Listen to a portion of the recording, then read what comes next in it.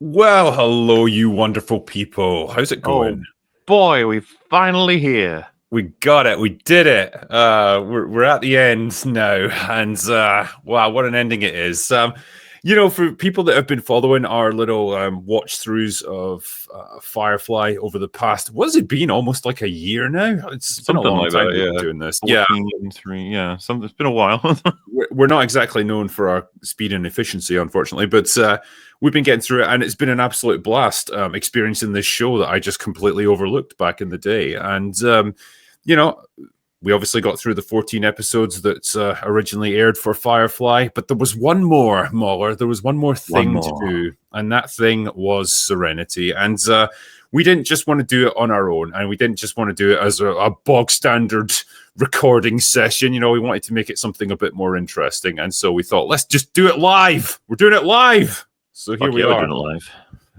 And we wanted, hopefully, you guys to be involved in it as well. And hopefully a lot of people at home have got their copies of Serenity ready as well, and they can watch along with us because, we can't actually show it on screen, obviously, because we'll get demonetized within about 10 seconds. But that's just the way of it, sadly.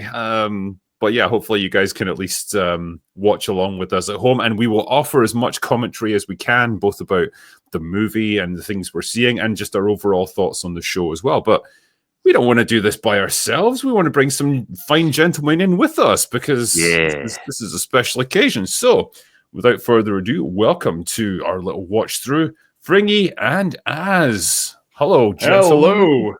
I like that. Males only. Get the women out of here. No women like Serenity. No, not a single woman likes it, Firefly or Serenity out there, sadly.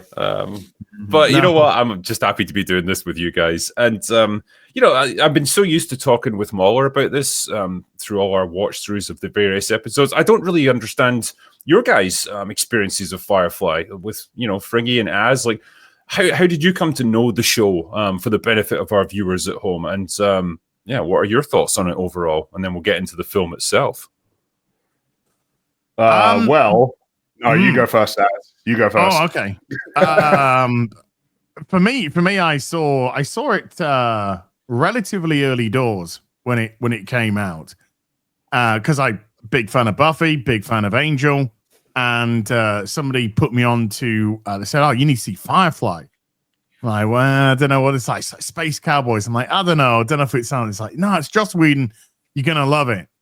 When they had like Nathan Fillion and Gina Thingamajiggy, they're like, oh, they were sort of like he was just like introducing them, and they're in the show and da. So I was like, okay. So checked it out, and holy, I was just like blown away by how good it was. I mean, just the quality of writing, the characters. You immediately gravitated and just fell in love with these characters. And I gotta say, when Christina Hendricks is introduced, that's a memorable episode, isn't it? Holy! I never knew that you could have so much fun with your clothes on in Anna. But that was so clever, and that was just such an amazing episode. And I got completely suckered in. And then it was a ride. And so when I found out that it was one and cancelled, it's like, oh, come on. How? And I heard, they're showing Out of Order. They're putting it up against Friends, I think it was as well. And stuff like this. It was just like, is it Fox? It was on Fox, wasn't it? And Fox is the place where sci-fi goes to die. And, by all accounts, the studio head wasn't a big fan of the show. No, we even fought with the studio a whole bunch, apparently. Not Friends. Yeah. But to hear that Serenity was coming out to kind of top it all off, he had ideas, and obviously he had to expedite things in Serenity, but kind of give you the cliff notes of where we were going to go. And I think he still did it in a tremendously cohesive way. That when it finished, I was like, yeah, okay. I mean, we're too far gone now for me to say, yeah, I'd love to see more Firefly, because time is one of those things. Yeah. And just to leave it as is with that 14 episodes in Serenity is just bueno. Yeah. Fringy, I know we were obviously talking a little bit about this backstage, but for the benefit of the audience, like, what's been your experience with Firefly and Serenity? I suppose it begins with MauLer introducing me to Buffy and Angel, because of course that is his favorite show. So he wanted me to see it, and I watched it, and it took a while, but then I eventually realized to enjoy it. But I had always been aware of Firefly as being one of the sort of go-to examples of a show that was cancelled too soon. That's all I'd ever heard of. It was really good, and it got cancelled too soon. There was a movie, and that didn't do so well at the box office, and then it was over, and everybody was really upset about it.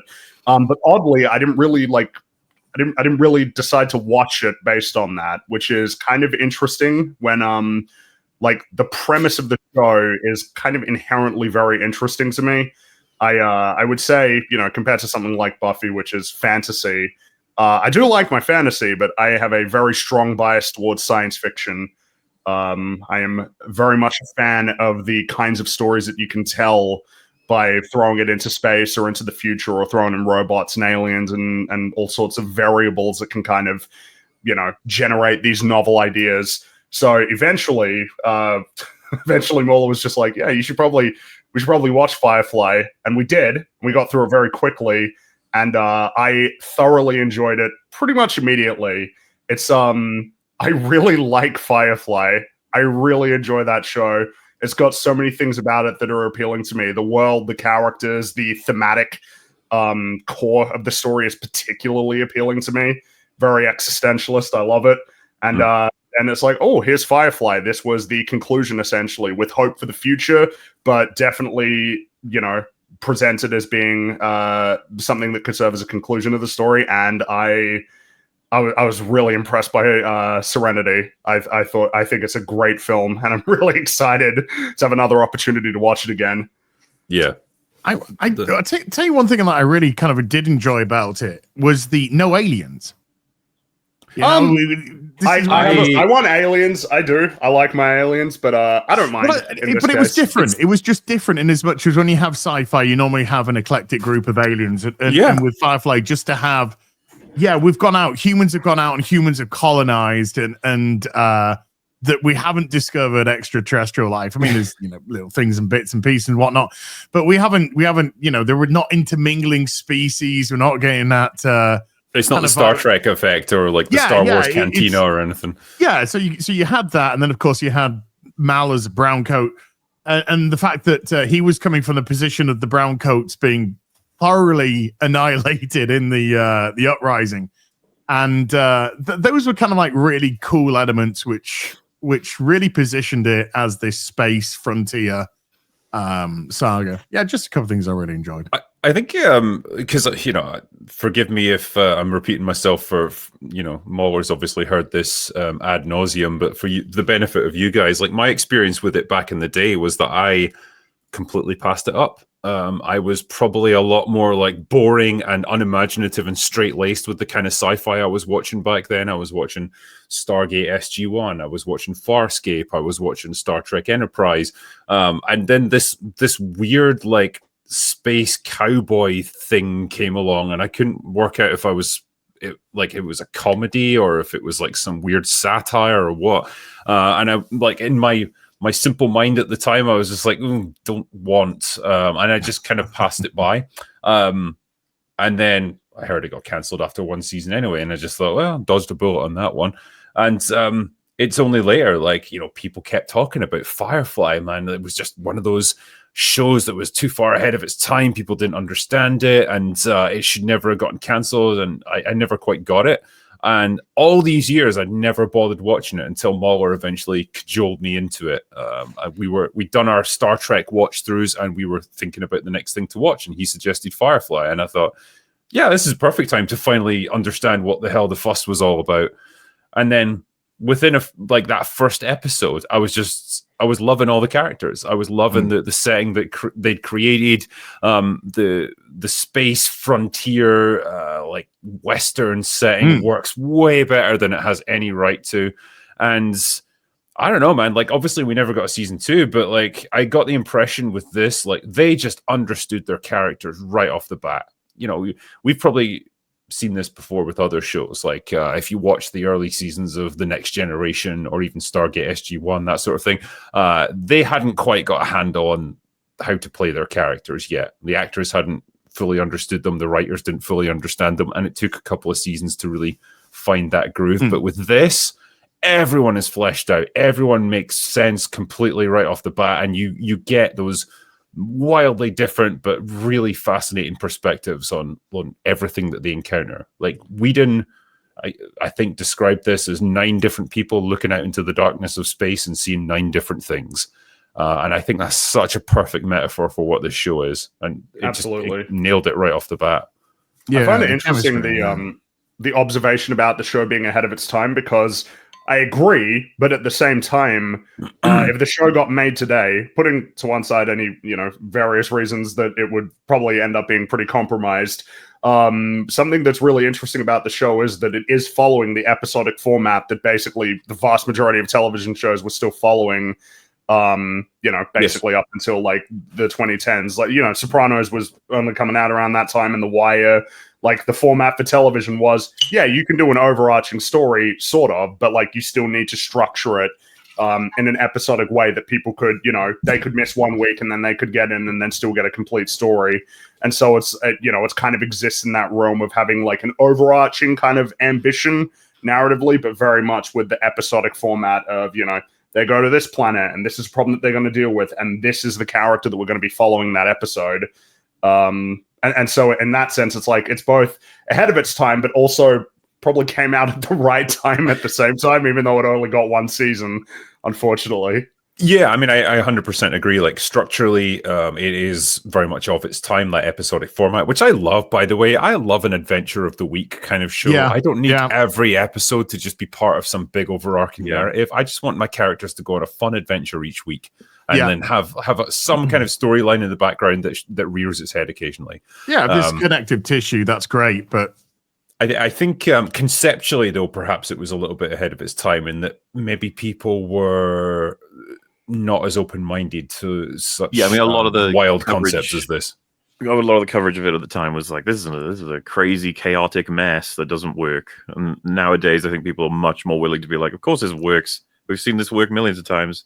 Well, space westerns are not exactly that uncommon. Like, space western is not even that new of a genre. There have been a lot of space westerns, and there have been a lot of successful ones. So it is really annoying that at the time that it was coming out, people would be like, "Oh, this doesn't work." It's like, it has worked. Like, Cowboy Bebop is a space western. It's one of the most It was one of the early successful animes, like, that was exported to America. Well, it's an element of Star Wars, right? Obviously, Mandalorian is lame. It sucks. But I mean, that was space western, and that was really successful, and people were excited about that. People love Boba Fett. Yeah. And once the show got cancelled after that first season, sadly, this I think was one of the early examples of like online fan campaigns to try and get something renewed, like to either get the show renewed or get something out of it. And the studio eventually caved in and said, right, fine, we'll do a movie, and like gave Whedon a reasonable budget. Like, certainly not. I would say it was not a reasonable budget. It's a very low budget. Was it 40? 40 million? Was it 40 million? I think the film looks way more expensive than it was. $40 million and a very condensed shooting schedule. Very condensed. So again, like there's something just so admirable about this, like this, not triumph because ultimately it didn't get renewed, but just this persevering against adversity when everything seems to be against you. And it's like, everyone that was involved in this, whether it was Whedon, whether it was the cast, I get the feeling that they really bought into this. They really believed in it, and they wanted to do the absolute best that they could with it. And the cards were just not in their favor. In this case, but man, they produced a banging movie at the end of it. You talked about 9 different people looking out into the void. The chemistry and having these fleshed out characters from the get-go, but the chemistry of the cast is just undeniable from this first moment of the film of the series. Yeah, and it feels like they'd already been doing. It felt like obviously they did know each other in the manner that they knew each other, but it felt like this was season 3 or something, and everybody was comfortable and everybody knew their roles and everybody knew who their character was, and the chemistry between them was just absolutely phenomenal. There wasn't a character that you were watching that we go, nah, they don't fit, they're out of place, that's not right. You got the whole deal with all of them, and if there was an element of a character you thought, why are they with these people? There would be a story that would go around that. There would be something that would explain how and why they are. Even in that first episode, you get the full set of like this. They all have unique backgrounds, unique personalities, unique skills that are going to apply differently to all the adventures to come. And they clash for different values. Like, I think it's super. Every one of them has like a dynamic to them as an additional dimension, right? Like having the, so to speak, the thug on board who's more motivated by money than anything else and clashing with the captain over like ethical complaints. And it's like you skip over to who else we got. It's like, oh yeah, a religious guy who's got a mysterious background that we can't quite trust if he's actually telling the truth or not on all of this. It's like, oh yeah, so what else? Like, oh well, we got the doctor who's being kind of deceptive and traveling along his sister who's like an experimental crazy psychic possible person, and you're just like, wow, this is a fucking this is a crazy set. Well, he straight up calls her a whore on multiple occasions. Like, there's such a great spark between them because of that, because like he's so disapproving of her profession, but she absolutely isn't having any of his shit, and they have some great like back and forths. But it's all born out of this, I guess, his desire to protect her and want something better for her, and her desire to like not be coddled and say like, yeah, I don't need your protection in this case. Like, I know my profession, I know the life I've chosen. This is what I do. As much as I agree, the whole set are very, very strong. I'd still say Mal stands out to me as like one of the best characters in fiction. He's fucking. Well, excellent. he's the cat. Yeah. I mean, but they're like. Yeah, so many of them are likable. Like, they've got fascinating. Some of them, you can tell, like they would have had more time in a second season to flesh them out. Obviously, Book's a good example. Like, there's a lot going on with him in his past that we don't really get. There just wasn't time. So they wanted to deliver. They wanted to develop River slower as well. Yeah, and like the result is, and I point this out to MauLer, I guess, quite a few times. In many episodes, she kind of just gets pushed into the background or fridged at various times because it's just like, well, we don't know what to do with her right now, so she's not involved, and it's unavoidable. But like that's what you have to do, because like once her power is fully unleashed and you realize what she's about, that massively changes the dynamic of the whole crew and the whole ship. So. Yeah, and I'd say Serenity is very much about her. Yes. Oh, yeah, absolutely. I mean, that's why she's front and center. Yeah, and I'd say that the way it's weighted, like if you watch it all as one big thing, then I think it does balance out pretty well. Because each of the characters do take a step back in favor of others, depending on what episodes you're dealing with. Except I'd say Mal, who gets a pretty decent amount, no matter what, because they knew the strength they had with that character combination with the actor, who Nathan Fillion has said is like his favorite character he's ever played. Yeah.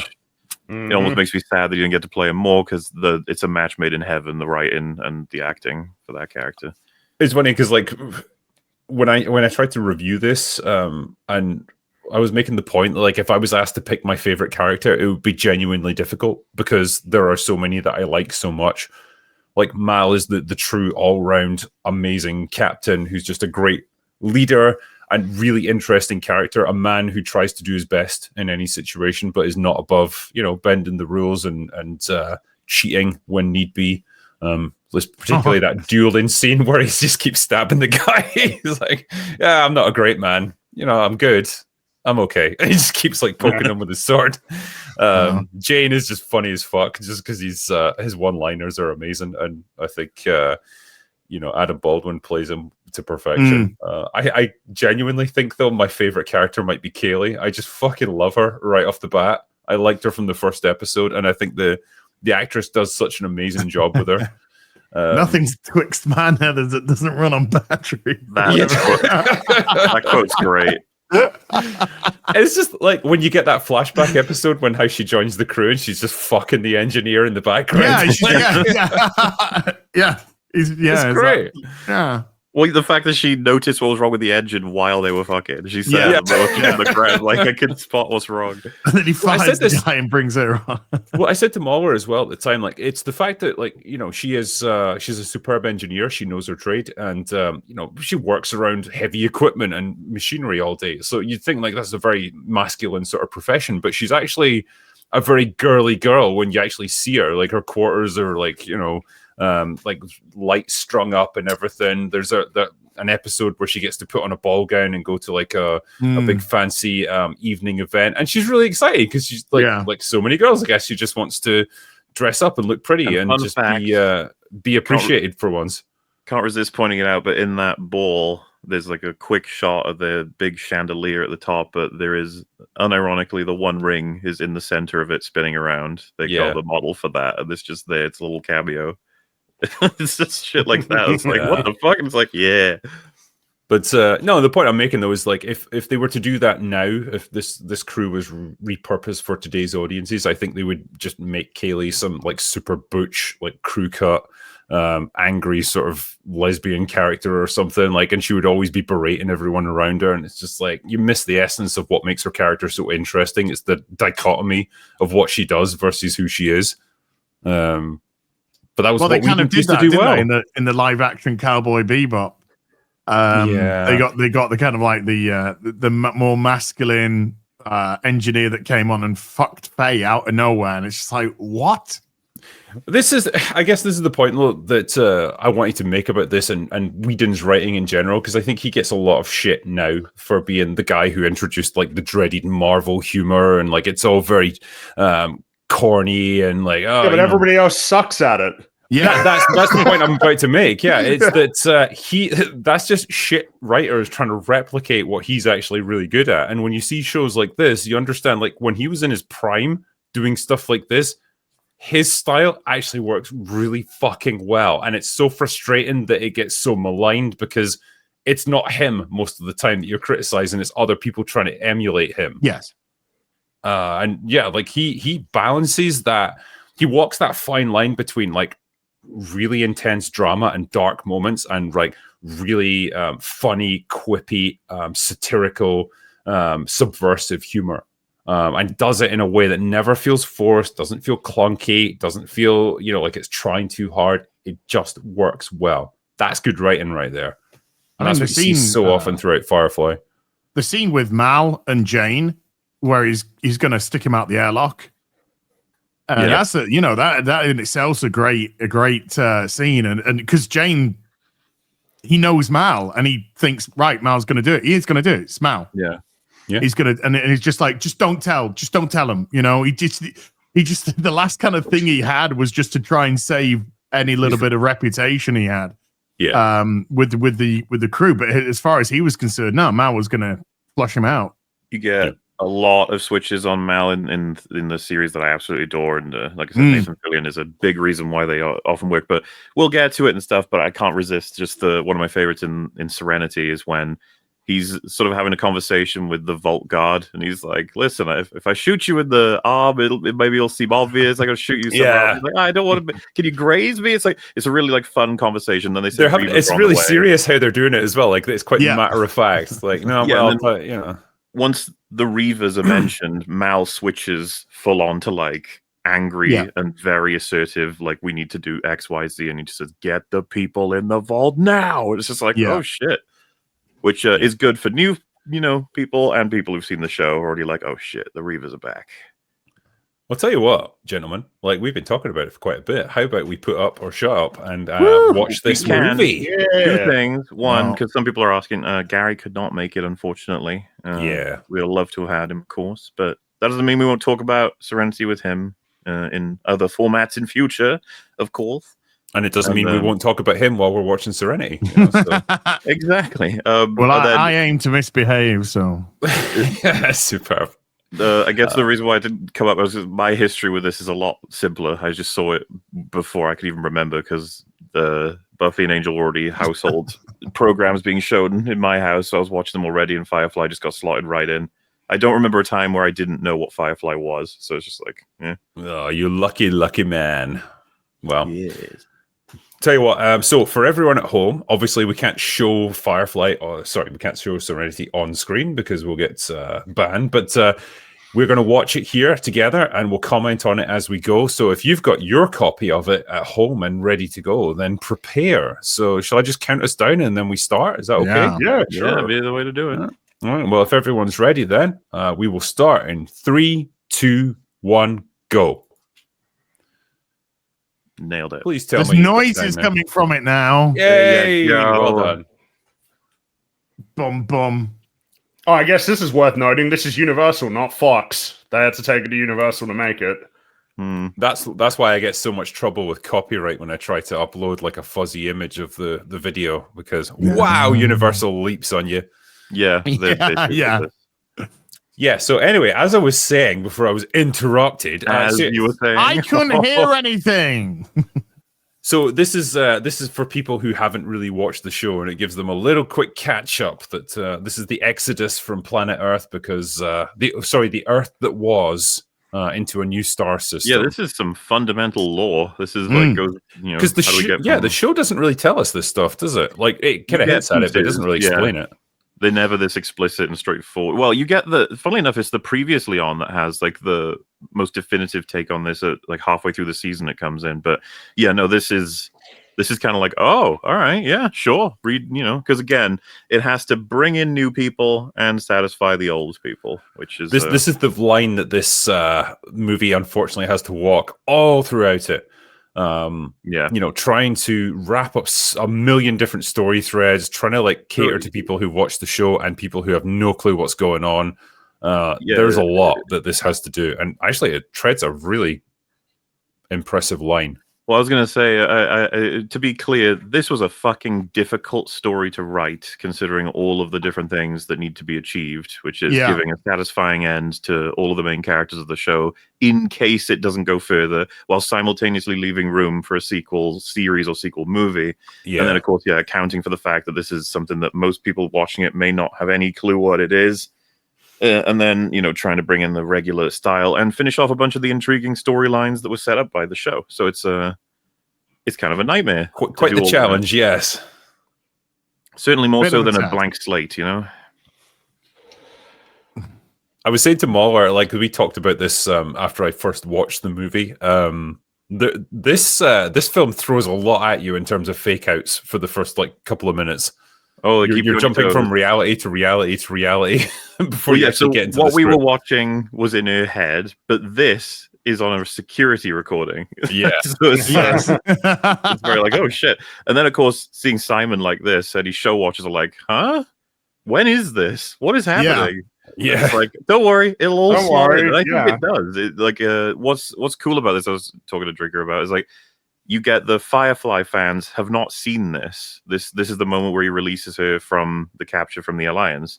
It's like we've heard about it. It's not in the show. So it's like, oh, it's cool to watch. And then simultaneously the new viewers, this is the beginning of their story. So, watch it as it is. Yep. 2x2 in Hands of Blue. Yeah. We get their episode where they fucking melt people and blood comes out of their face holes and stuff. It finally, once you watch this film, makes quote unquote makes sense. It's like they are trying to protect some of the most sensitive, like Alliance destroying information ever, which is why they kill all the guards that say they spoke to the prisoners. Because they can't risk it. Yeah. She loved to dance because Summer Glau had a whole career in dancing, which is a little nod to that, actually. She's in an episode of Angel as a full-on dancer in that. And I mean, you could kind of tell by the way she moves during the fight scenes that she's got do you remember a decent bit of athleticism to her. There's an episode in Firefly where she gets to do a bit of dancing. It's that cool thing where you incorporate a skill an actor has just into the story. I was just thinking about just crossing over because Nathan Fillion was in Buffy. There's a lot of because Gina Torres is in Angel. Oh well, but that's but we don't talk about we don't talk about not a popular character in Angel. It's just Angel season 4 is not good, unfortunately. Okay. A story for a different time. But yes, lots of crossover for Buffy, Angel, and Firefly. Well, and it's crazy to think that Firefly, Buffy, and Angel all released at one point in the same year. Like they were all running concurrently, which is kind of unbelievable. I consider them extremely thematically linked as well. This story, Serenity, is very much about human choice and what it means. Mm-hmm. Which ties very much into Buffy. Well, we can talk about it later, right? But the reason why he's called Mal, yes, he's named Mal for a reason. Yeah. And this is obviously the flashback And then we're flashing forward to this is like 6 months after the last episode of Firefly now. And here he is, the operative. The operative, yeah. I can never like pronounce this actor's name, but he is great. There you go. I do love him. He just brings it in everything. I think this is one of the best villains. He just is. He's fucking fantastic. He's up there with Mr. Early. Like, love that guy. I think this is. I really enjoyed Jubal Early, but I think that this one is far sharper created. Like the character here is just fucking nailed through and through. The dimensions are all clear, and I'm sorry, his performance is so fucking good. It's the quintessential like polite villain, isn't it? You know, like immensely dangerous, extremely brutal and ruthless, but just polite to everyone that he deals with. He's always pissed me off that they wasted the shit out of him as Mordo. It's like, you got him in the MCU. He's right there. You could do anything you want with him, and you waste him because of course you do. Make him a clown. Better Mordo than Mordo. As you had to go there. One of the cool things about the Operative is that his ideology is kind of difficult to penetrate. He has a tremendous amount of conviction. He's thought a lot of his positions through, and essentially he owns a lot of very uncomfortable conclusions that make it difficult for people to essentially get to him. Yeah, he's like the recruiter from Squid Game. He's got this kind of quasi-religious belief about the sort of promised land but he's very adherent to the Alliance. He believes in it. Yeah, but he's intensely pragmatic about his own place in it. It's like, I'm never going to be part of that brave new world because I am a sinner and I've done horrible things, but I'm just a means to an end. I'm a tool, but I'm okay with that. Yeah, calls himself a monster. Yes. And if you can interpret the conflict between him and Mal as like consequentialist versus deontologist, like in the sense of everything the Operative does is in favor of a final ultimate good. So he's justified in everything as long as it leads to that good. Mal, on the other hand, as you see throughout the TV show and in this movie, every decision has to be made on the spot in principle with every piece of information he can get. It's always different every time, all different contexts and stuff. And so watching them clash, you know, they say, like, if you have a real strong villain, it can do wonders for the story, for the conflict with the heroes. And he's pretty relentless, even though, you know, he does get outsmarted by Mal quite a few times. He's not infallible, and that's the great thing about him. He underestimates Mal when they first meet. Yeah. Because he certainly believes that he cannot be on a parity. Was when he talks about, like, also he resorts to very brutal measures and like kills a lot of innocent people, and he makes it clear, like, I don't want to have to do this, but like it's required in order to track you down, and you're forcing me to do this. And this scene tracking it, you're not even 100% clear on exactly what is this guy getting punished for, you know, because it's like, well, it's not even that he broke River out. He said, like, that was beyond your control. It was letting the Parliament members in a room with a psychic, so now she has their information. Yeah. So he's the reason, like, that mistake has fucked up everything. But like he says, I'm not interested in the secrets. I'm interested in keeping. Yeah. And of course, this is unhinged, you know, like having it's such a great line. This is a good death. Dying like this, buddy. This is a good death. This is a good death. It's like, well, again, it's a guy who doesn't take pleasure in killing. It's a necessity for his profession. And he almost, like, the look in his eyes is almost one of compassion. Like, I'm sorry that I had to kill him like this, but every little bit about his performance, I just feel like he's so into this character. And like, it's another thing I think I like about it is, like, achieving stuff storytelling wise is that we're staring at the guy slowly falling. The sword is right there, all the camera angles, the tension. He's blurting out so much exposition while doing that. It gets rid of a bunch of, like, they've just explained how they're gonna track the Team Serenity now, but it's achieved while we're, like, tensely engaged in watching a man about to fall on a sword, so to speak. It's just fucking good shit. And I did want to say, because we kind of didn't talk about that sort of thing that was going on in River's mind, the quote, "We're not telling them what to think, we're just trying to show them how." Yeah. Like, that's the Alliance's point of view of, we just want to explain to you how you should be thinking. And it's like, we're not controlling you, sure. It is kind of like, it's kind of strange watching this for the first time. It's like, look, it's Serenity, but it's like Holy shit, a in movie. HD. Yeah, production values are higher. This is cool. I was saying this to MauLer, it's like the difference, like even amongst the actors, is so interesting when they go into movie mode. Like everyone's a bit more tanned, a bit more buff, like their hair's a bit cooler. Like they're very much like, we're putting a bit more effort into this one now. Everything gets like the lighting as well. It's kind of studio lighting's kind of gone, and the movie lighting's coming in. Yeah, and Serenity is the ship's like intro into this story is the same as the outro, which is like it's a beautiful, gliding, elegant sort of freedom vessel, and then it's like oh shit, and chaotic, falling apart. You know, that's the coming off it. And what's really cool is the soundtrack reflects it. It's like elegant music, and then it gets into a more rocky sort of thing. And this whole sequence is fucking fantastic. It's a big showcase. One fucking take, man. It's 2 takes. There's a very clever stitch. You'll see it if you're looking. It's about halfway through because it's 2 sets that they've bound together. Yeah.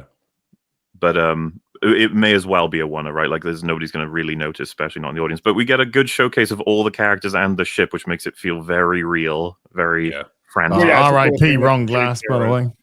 Absolutely, because the thing that Whedon had emphasized throughout the show was making the Serenity like a livable space that you understood the dimensions of, you understood the layout of the ship, so you knew where people were at any particular time. And it's that attention to detail that I just love. I love the idea that like this is a viable space within the ship, and it's not just a bunch of sets like randomly stuck together. Yeah, it makes it feel like one big interconnected place. Having that whole room rock apart there, and then look at the edge of the room. If you remember the show, it's relatively static compared to this, but now we're in movie mode where it's like got the smog, everything looks and everything's. I think probably the worst set in the show was like the Alliance cruiser, the battle cruiser. It's just it looks a little bit antiquated. Yeah. But another showcase because like people who don't know these characters, you got to get to know them fast, and I think this is a great intro to Mal already because he seems quite fun right now. It's like, wow, it's a little bit more complicated than that. Yeah, then he bites at Simon. So I did. I sort of pointed out to MauLer, like, and I don't know if you guys agree with this, but the Mal in this, at least in these early scenes, is a little bit more fiery and a little bit more confrontational than what you got in the show. I think probably just for dramatic impact and the movie. There is an arc he's going on in this movie. It's why I couldn't. There was reasons why I couldn't talk more about it. Me and Drinker wanted to save most of expressing what we thought of this film for this stream. It made sense. We don't have to repeat everything and stuff. But so Mal's lost his faith somewhat when we join him in this film. He's not as motivated. He's not as invested in everything. He's lost a bit of the oomph that he had in the show. And if you remember what Book says to him as he's in his final scene, it's supposed to play into what Mal sort of gets to learn in this, right? Like he fundamentally believes in individual liberty, like freedom, by the time you hit the end of this movie, to the point where you remember the exchange between him and the Operative is that a belief you're willing to die for, and he is now. Like at the beginning of the movie, he's a little rocky. Mal's he's just very much unhappy, unsatisfied, and frustrated, which for all the reasons you would have seen in Firefly. Yeah, how they're very close to losing the ship. People are always close to dying. It's always a frustrating job, and they're constantly on the run from different things. But he gets back on track by the end of this film. So yeah, he's a bit angrier, a bit rougher, a bit ruder. But he's still fun as fuck.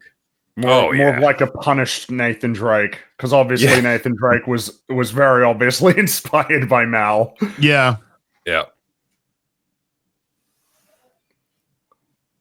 It's you could definitely tell in terms of the camera work as well, like when you're into movie mode, because like these dolly shots where they have to maneuver around everything, like they are expensive and time consuming and difficult to do. And they are probably more than you would do in a TV show. But here you can just do them. You got these great like tracking shots. It's going to be a funny comparison, but I mean, watching it, I suppose it's a bit different because it was, watching Firefly very quickly and then moving on to this. But it does remind me of watching the Simpsons movie, where it's like, when you're young, you're like, I'm not sure what it is, but this just looks like this looks like a movie. There's something about it, and of course, it's that there's more frames there. Everything is shaded, and in this case, it's like, yeah, you can just tell there's a difference between even a comparatively low budget film versus a television show. The lighting, the camera work, the great point of comparison that you can use as well is if you watch things like Star Trek: The Next Generation, right? Like the TV show version of the Enterprise is like very obviously a TV version. Like it's very like the lighting bright is very neutral, it's bright, it's very even, and the camera shots are all very static just to make it easy and efficient to shoot. When you get into the movie, it's literally the exact same sets. They're lit like more dramatically. The lighting is like uplight and stuff. And the cameras are panning everywhere and like moving around the bridge. It's moviefied. like, well, and it's interesting the way they do things for different mediums. Even the mule as they've got here, it looks so much better than you would have gotten from the TV show. But the irony is they were strapped on cash, right? So they were trying to find ways to get the cheapest execution for a lot of this, and that forced them to do so much more practical, which has in turn ended up aging the film way better. Yes, yeah. Because again, $40 million for a science fiction film, like even in the 2000s, is kind of absurd. You know, it's like. Yeah. Minority Report didn't cost $40 million. You know, $40 million would get you an episode and a half of The Acolyte. Just let that sink into you for 1 second. Doesn't it just make you drop in your fucking mouth? Money well spent. Yeah. This is the thing that made it so like sad for me. Like when I got to the end of Firefly, just thinking like of all the garbage that gets made now that costs like 100 times as much as Firefly cost. And it's 100. Well, yeah, and it's 100 times less in terms of quality and like thought and imagination and passion. You know, this amazing creative team who are desperately interested in telling meaningful stories that are fun versus indulging someone's ego for an insane amount of money as an experiment that goes wrong from the fucking get-go.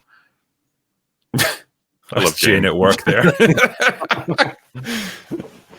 Just skull blast someone right into the floor. And yeah, just already, this is a standard mission that they would come across, is that they've done all their exposition to explain how this isn't that much of an immoral thing they're doing. It'll all get restocked. No one's going to get hurt. They're just getting some money. It's a bit thievy and everything, but it's chill. That's what they did. They like to ride the line on ethics with Firefly missions, you know? When you can see the way that Summer Glau's moving, that she's a dancer. You can just tell by the foot movements and the way she's... Even when she came down the crates earlier, you could just tell that's a dancer there. No, by the way the camera moves here, it like glides along so that it gets down. I guess that's something worth noting. This was Joss Whedon's first film. His directorial debut. Okay. Yeah. Which, what a fucking first film, dude. I was saying to MauLer as well, like the final episode of Firefly, Objects in Space, when you get to see the world through River's eyes, you know, where like, she's kind of flitting constantly between like fantasy and reality. She's able to read people's minds, so she sometimes gets like bursts of like what their innermost thoughts are. That is such a fascinating bit of directing. You know, the way that it constantly plays with your understanding of reality and how the character perceives it. Hence Beautiful. Why she's tormented and very self-conscious about not only the danger she means to all of them, but what they think of her all the time. She doesn't exactly know how to interpret a lot of it because she's exposed to more information than any normal person would be. That guy there is being voiced by Joss Whedon. Not the original guy. Really? He had to overdub it, yeah. Your brown coats, eh? I love this joke as well. Give your password. Okay. It's the timing as well. It's the perfect pause. It's so good. Mm-hmm. That ain't easy.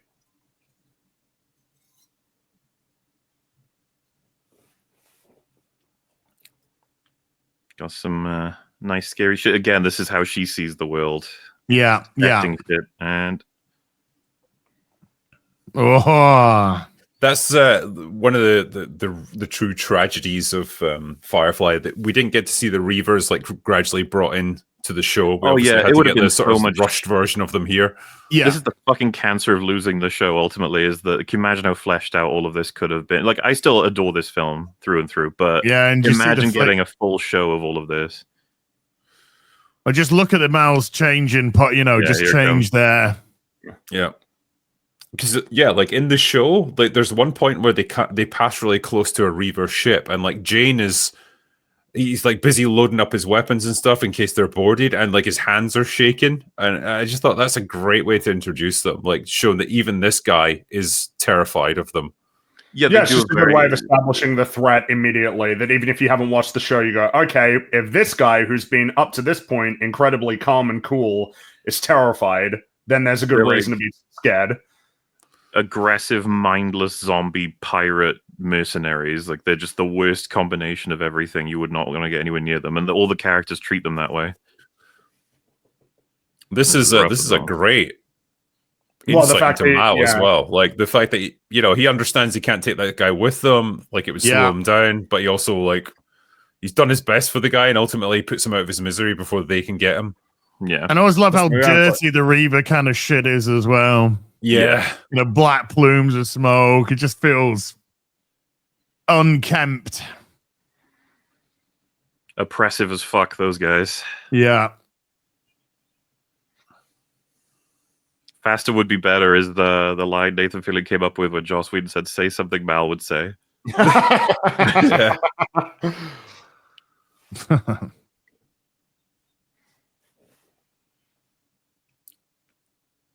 And there you go, covered why they haven't been shot down.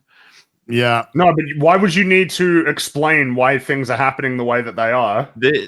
I love this script. There's so much effort to make things make sense. They know there's plenty of things. I don't know what happened where everybody started to pretend that didn't matter. That like that it should make sense. Be like, what? But it's in space.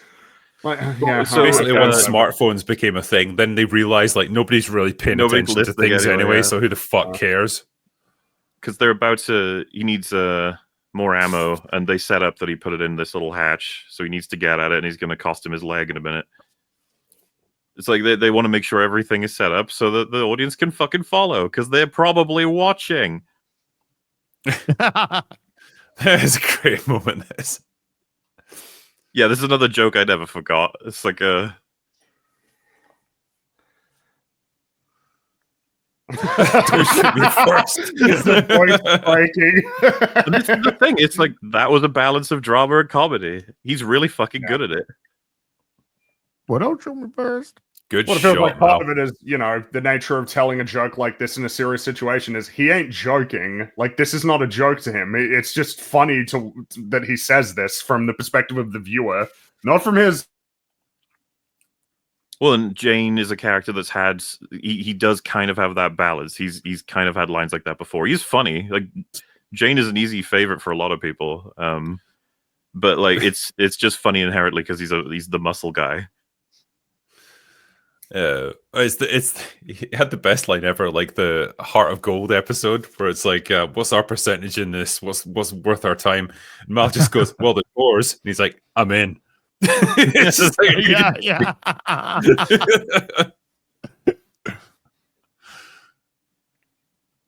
I'll be in my bunk. I'll be in my bug. Yeah. Well, you got one in this film, right? When she talks about the Twixter nether that he says that he's like, I don't want to hear that. He's like, I could hear some more. I could, yeah.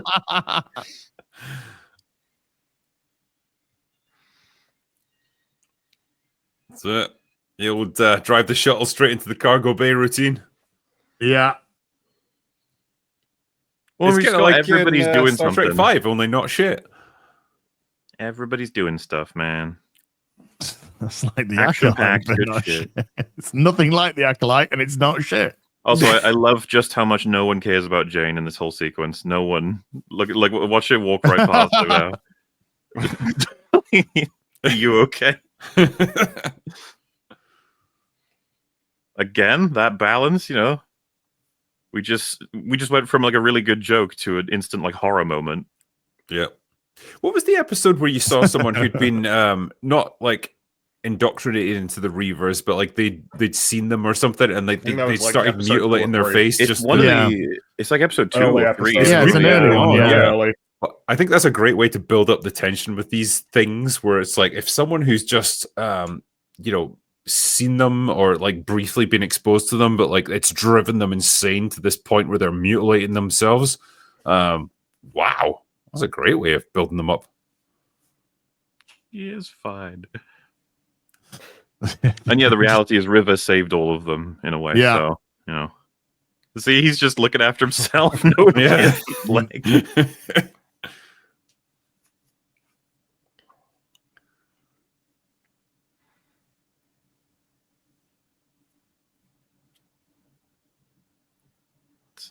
everyone's got their trademarks. It seems Whedon is building up a big old cast and having them have plenty of conflict. Of course, as you do. As you Because it wouldn't do. be very interesting if they all just got along all the time. Nathan Cassidy's saying the episode I'm referencing there is Bushwhacked. Yes, good episode. Yeah. Is there a bad episode? Not really. No. There's not. There are better and worse ones, but there's no bad ones. Yeah.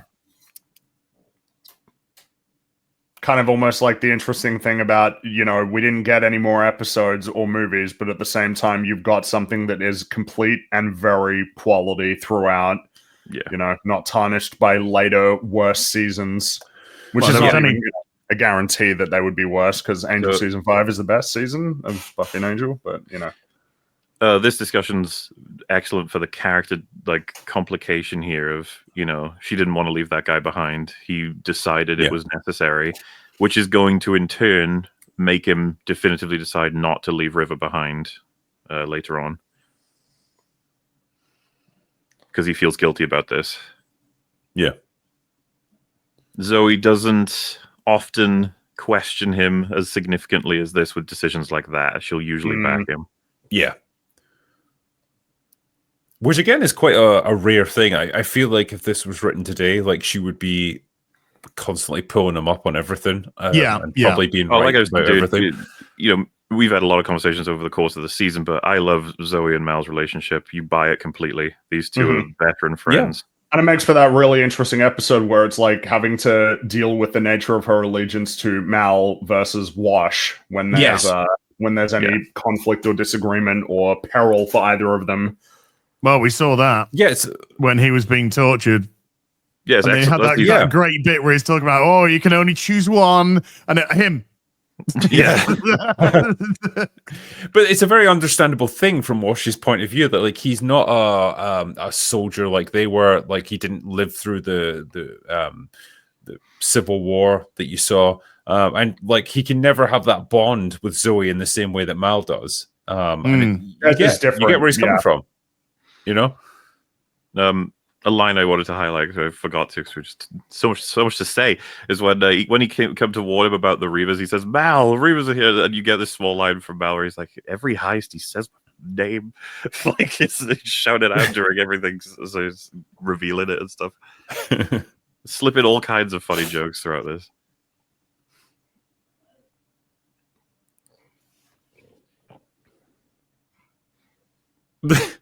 It's just like the perfect summary of Jane as a character, isn't it? Like he just does not think about anything at a deeper level. It's just like, I went to the edge of the galaxy. It's just more space. Don't care. Also, crazy fun fact: when they were building the set for the movie, they lost the original blueprints, and so they were kind of fucked. But Nathan Fillion provided them because he'd taken photos of them for fun on set. Oh, nice. Jesus! So it was like he saved their ass so hard with that. But not hard to believe because he fucking loved working on this. So probably took photos of everything. Probably took a whole bunch of props. That's what I assume every actor should probably do whenever they can. Didn't Adam Baldwin do that with like his statue of Jane? Like he knocked the head off it or something, and then they had to do pickup shots. Put it back on. Like they awkwardly glue it back on. Yeah. Uncle Jane.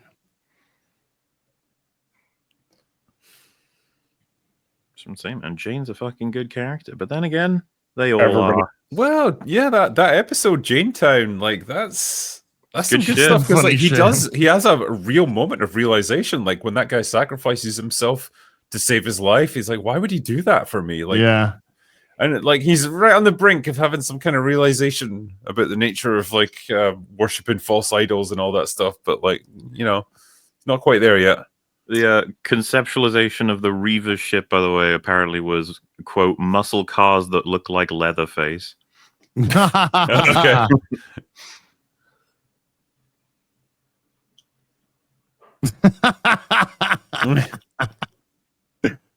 They gave to, because this is the thing. These two have been will they won't they throughout the whole season. So it's this film sort of concludes that story really well, I think. Yes, yeah.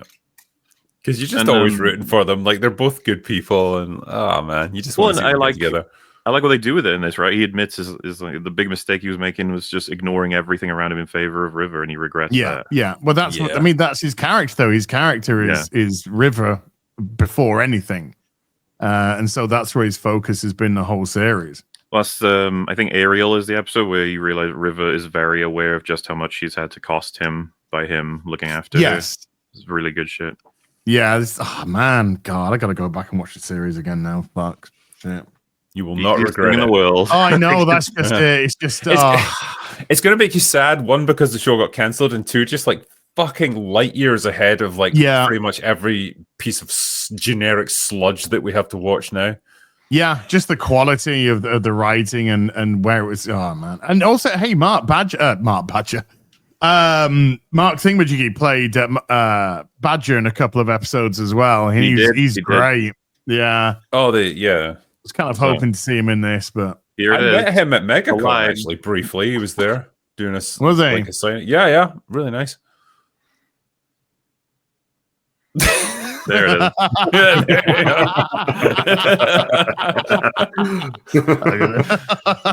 That's Jane. And keeping that alive for Jane. You know, that's what kind of Fringy was alluding to, right? If this was made today, it's like this stuff's not going to make it in. It's just not. No. But it does to success. Well, I can tell you what, you know, because it happens in the series, but you know, the Operative hits Inara a few times in this film, and it's like, I wonder if that would make it into a new thing now. Probably not. No. Well, like remember with Early in the final episode when he's speaking to Kaylee, and he's just like he's in the middle of like a conversation, and then he just looks at her and just goes like, "You ever been raped?" And like, the reaction from her is just like spawn brilliant. But again, that's a line, and that's a reaction you would never get now. No, she would either beat the shit out of him, or the line would just never be allowed to even occur. I like that touch, by the way, paying the dancer to cover up the conversation from the camera. It's cool. Yeah. This just feels like a set that never could have really been practically built or used for the show as well. I'm just like, take advantage of that money while you got it. That very small amount of money still, but you know, enough to do this.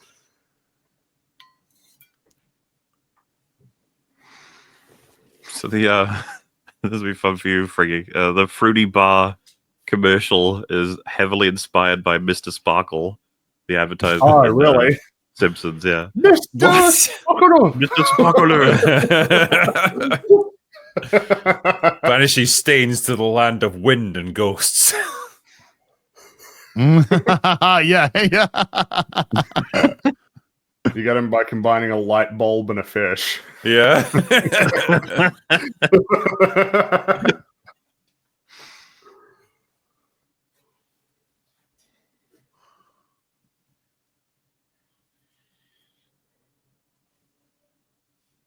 And there she goes.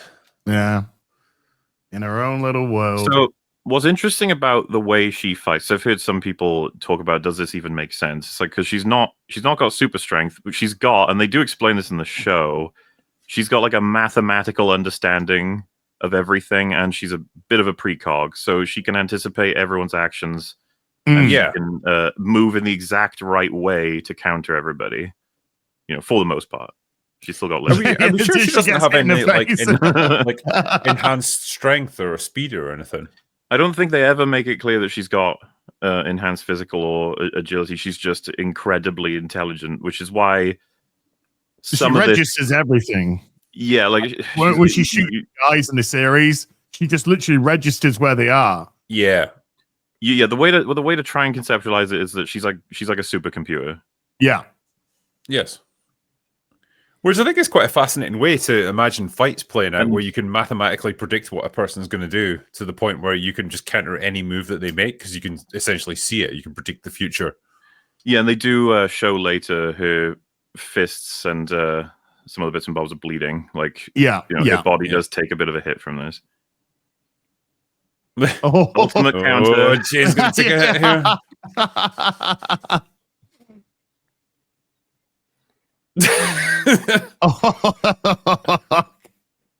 I mean, Jane's going through it, and I forgot how much he goes through it in this film. Oh yeah, because she stabbed him like in the show as well, which is he's still sore about that. Oh yeah. Here comes the moment, which I find fascinating every time I see it play out. There's enough time there that they seem to both decide not to shoot each other. Well, there's a moment he doesn't want to shoot her. He's a bit of a softie, He's well, so yeah, that's my interpretation is that Mal actually he needed to shoot her there technically with all the information at hand, but I don't think he could bring himself to do it. Yeah, he cares about the people he cares about. Mm-hmm. Yeah, and as much as he might pretend that he doesn't, he does. Yeah. He knows enough about it to know that this is insane. Like, what is even happening here? Does he have enough information to truly like condemn her to death? He doesn't. It's not enough for him. I did wonder as well, like the gun that she had there, was that the blaster from Blade Runner? It honestly looked like a spitting image of it. Oh, it could be similar. We only saw it for like a second or so. But yeah, the fact that they were using subliminal messaging in advertisements to trigger it to hopefully cause a situation like this to flag it up, and so then they could track the Serenity. It's like, wow, you guys are really ethical, huh? It's pretty smart. Yeah, works. Just for people who are watching this as well, like I know people are sending in super chats as we're going through it. We will obviously answer all of them probably by the end, rather than trying to do it in the middle of recording and watching this. It's funny because we make fun of that all the time. Yeah.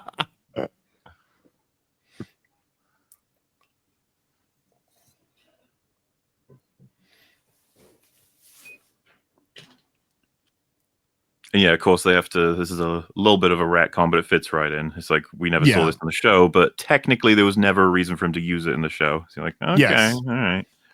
Yeah, when she did a couple of little things in the show, he wasn't there. Well, he doesn't immediately use it on her when she takes over the ship temporarily in this film because he's like considering it, and then she hits him in the throat, so he can't do it. Oh yeah.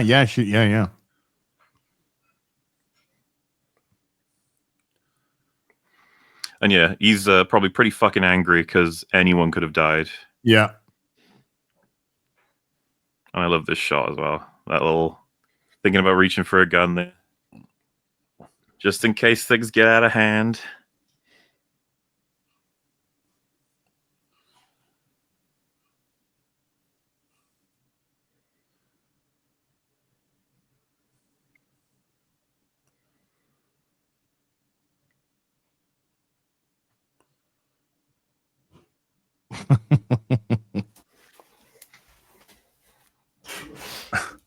Oh, there was a bit back there too where they said like, so in order to shut it down, all I need to do is speak the words that he's about to say them. Then Jay goes, "Don't say them." Yeah. It's like,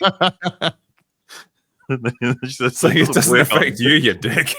He just goes, "Well, now that I know that."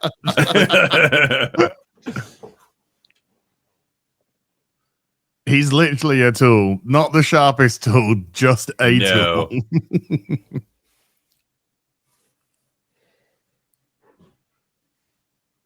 Oh, neat shots. Yeah.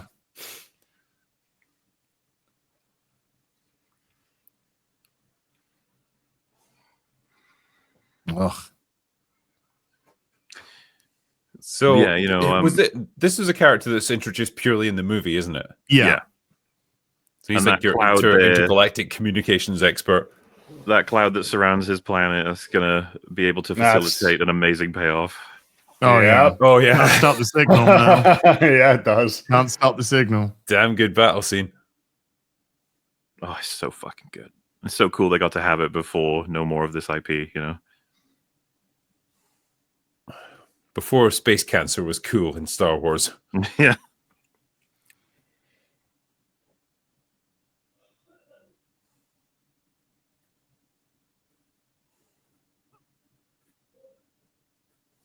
He's. I wonder if he's got enough screens. A few more.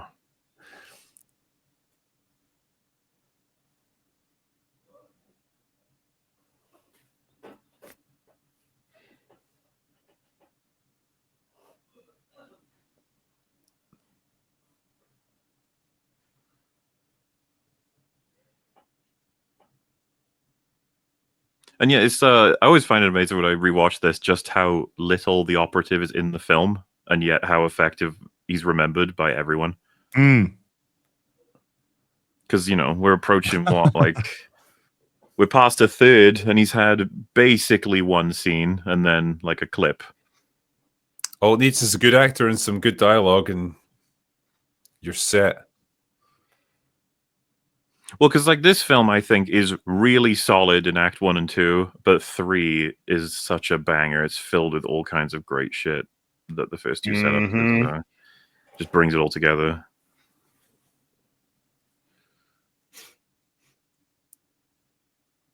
Please.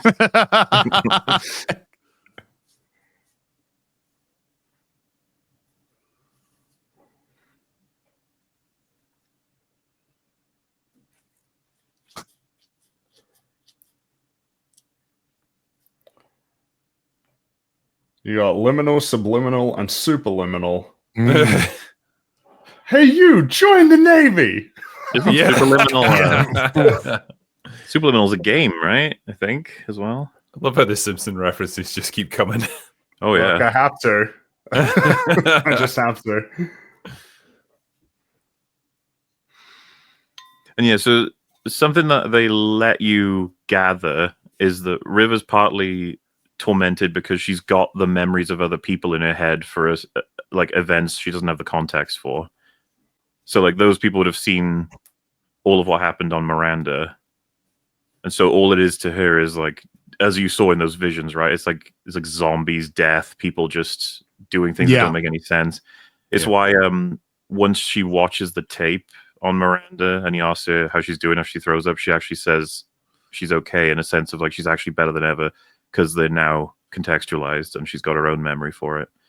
It's like a really neat little through line they give to her because it's a difficult character to perform, her brain, it's kind of all over the place.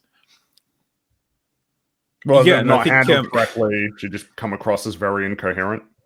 Yeah, and I think it would have been very easy for this character to become a little bit tiresome, where it's like, oh god, what retarded shit is she going to spout this time?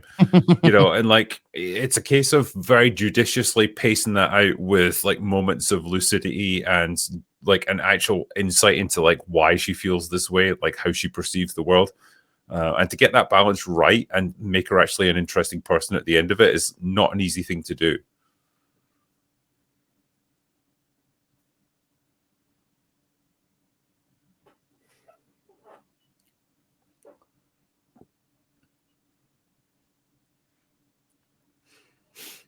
It also probably would suck that someone's got the power to say a word to you and you automatically are completely out. I mean, I think if I was going through what she's going through, I'd be like, yeah, just say the word, man. Well, that little Quite happily flash that we pass it. just saw then, we get the, when we do get to see that. Yeah.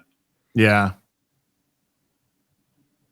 And the result, well, we know what happens after is just like, oh.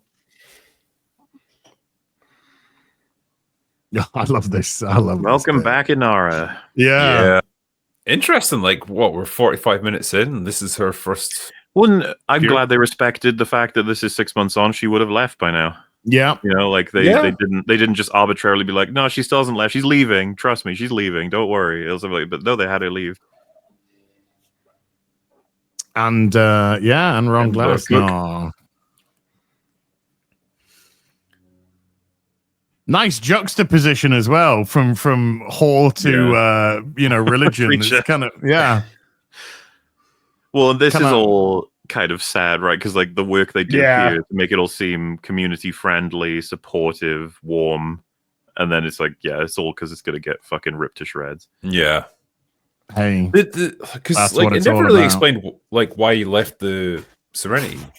We don't get this was apparently in the original script there was a decent chunk of things for book, but they felt it got too dense. The script was just too full of shit, so they had to cut stuff, and they decided they would cut book stuff. I think that probably makes sense. Unfortunate. It is unfortunate, though. They do kind of acknowledge it. This. We didn't really get to everything we wanted with you. I feel like it works very well to say like, yep, that's something that you'll never know about, and it's like, there's comics that you can read for it, but obviously it's fine to have a backstory that you never get the information on. Yeah, sometimes you just don't need to have that information. Your imagination can do plenty for you. For sure. I love the character. I love the actor that plays him. He's got this like warmth about him. Yeah, he's like this kindly grandfather, but like also he's probably murdered a whole bunch of people. Oh yeah. He's done some terrible shit, most likely. It's the additional shame of if we had more seasons in their prime. Who knows where Book's story would have gone. Yeah, obviously he probably would have gone somewhere cool. It's an interesting thing as well. Like haven't. People talked about like Whedon's attitude towards religion and so on, where like quite often, he's got a generalized disdain for it, and the people who preach it the loudest, like they're usually con men or whatever. But like, there's always one character who is genuinely devout and a good person. He reminds me of Mike Flanagan, where I don't believe they are religious, neither of them, but that they have plenty of awesome characters who are religious. Like, Well, the thing is there's a lot to play with there, with like a person's relationship with religious faith and what it means for them, and how do they atone for like what they see as sins, and like how do they square their morality. Like it provides an interesting framework to explore characters from. Yeah, if the goal of creating characters and sending characters on journeys is to essentially explore a lot of the problems that people have to work through, then you can't be locking yourself off from exploring religion, even if you're not religious, because that's something lots of people think about: religion, spirituality, those sorts of things, and the moral conundrums and working it out. And so Book is like a good, particularly when faith is like a relevant part of this story anyway, particularly for Mal. Not necessarily strictly related to religion, but just even having it in anything, it's kind of, you need it. We'll talk about it more when we get to the scene. Yeah. Oh, cool fun fact. If you can't even see it fully, but if you'd paused him as he was getting up there, he's got 4 wounds, and all of them are from episodes of Firefly. Yeah. The attention to detail, man. I love that shit. Awesome. Meanwhile, in Daredevil Born Again, they forgot about all of Matt's Nobu wounds. And Nobu, the Nobu ones. I'm honestly surprised that like they've still got Matt being blind. So they would have forgotten about that. Wait, he's the blind one? Yeah. Well, they've certainly forgotten that Matt might make an effort to conceal that he can kick everybody's asses while he's, Matt Murdock rather than Daredevil. Again, multi-layers this scene, right? Having them talk in general is entertaining for the audience, but then we've got the rest of the crew watching it like a movie, even throwing popcorn at the screen, but they don't really watch. And then the third layer, which Mal reveals later, is that this is actually very strange for Inara and Mal. Yeah. They usually shit on each other like all the time in the Firefly, and Mal's like, so she's under control. Yeah, captured. Yeah, it's just all of it's excellent, and you can tell they're trying to achieve so much with everything, because everything's limited time. You got to get it done. Yeah. Do you subscribe to that theory of necessity is the mother of invention and adversity breeds like innovation with movies like this? So it's almost like because they were so up against it, like with resources, with time, with all the demands on what they had to accomplish. Like they almost produced something so much better than what they might have done otherwise. Well, and meanwhile, we're in the era of hundreds of millions of dollars being burned every single day. Yeah, it does make you think. I always go to it because it's one of the most fascinating stories of making something. Halo 2 was a notoriously difficult development. Notoriously difficult. And a lot of people, that's their favorite Halo game. It's like, well, how does that happen? It's like, I don't know, man. Like when you're under pressure and you got to deliver, it's like what happens? Like what can that generate? Drinky, you'd know better than maybe most with all your production nightmares videos, but like, yeah, a lot of great films came from the worst productions in history. Yeah. Well, I think if nothing else, like the lack of resources often breeds a great element of get it done somehow, like innovation, improvisation, kind of what you want from creativity, and the creative process of making a movie. Versus it's like we have infinite budget, just throw it to the CG people. Yeah, exactly. And I hate that. I hate that fucking mindset of modern filmmaking. We'll fix it in post, guys. We'll fix it in post. Fix it in post, yeah. Fix it in post. Be fine. Yeah, I like this, by the way. The way, again, Nathan Fillion's excellent at delivering these lines, but the implication is he's like, listen, if I don't come back in X amount of time, you need to take the ship and you need to come rescue me. Yeah. Yeah. It's like that line in Hot Shots Part 2, like from Topper, where it's like, if I'm not back in 15 minutes, you know what to do. Yeah, we get the hell out of here. And he's like, no. No, wait another 15 minutes. Yeah.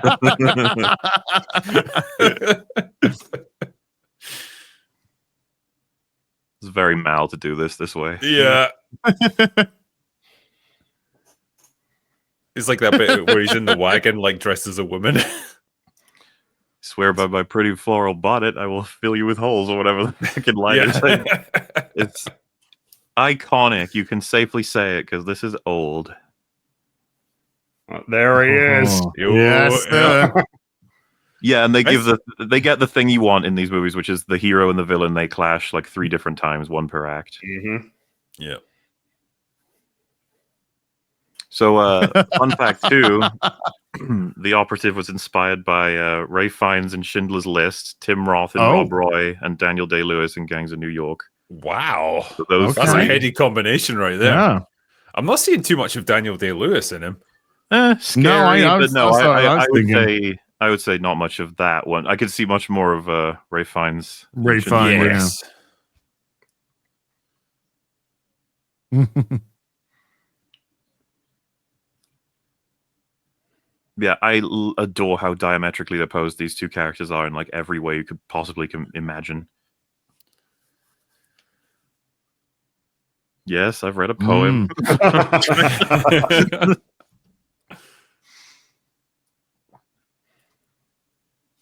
And it's cool, yeah, because the Operative thinks he's holding even more cards than Mal could possibly imagine, but he's completely underestimated him, right? Like the 100, yeah. The satcom or whatever it is, like they launch like 7 different decoys when they leave, and he's like, track their ship, and it's like there's like 8 signals, and he's like, fuck, track them all. It's just like you don't want Thrawn, sorry. Oh god, no. Don't mention that fucking name. Where the failures are just like, what the fuck are you doing? He played his chess between these two. He's making some good moves, but Mal's countering. Yeah. Look at these fucking expressions. Oh, you could tell he was enjoying this. Also, the "You Can't Make Me Angry," which is a great setup for later. Yes. I didn't make you angry, did I?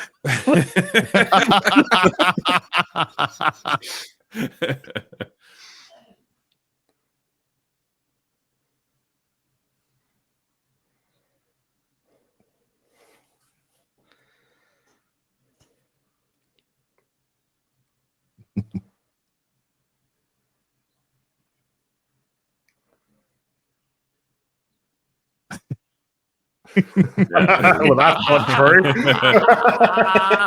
Spent an hour with him. Civilize, man. Here it comes. Yeah. It's great. I fucking love it. It's such a Mal move.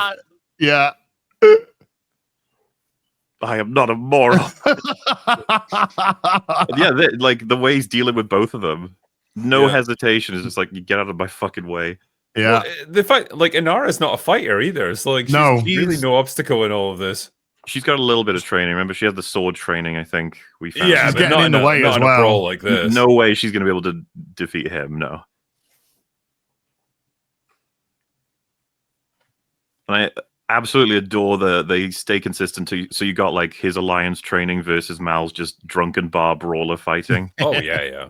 They keep it consistent for the whole fight. He's a awesome. scrapper. Like he's not super technical or anything, but like he will keep going till there's nothing left.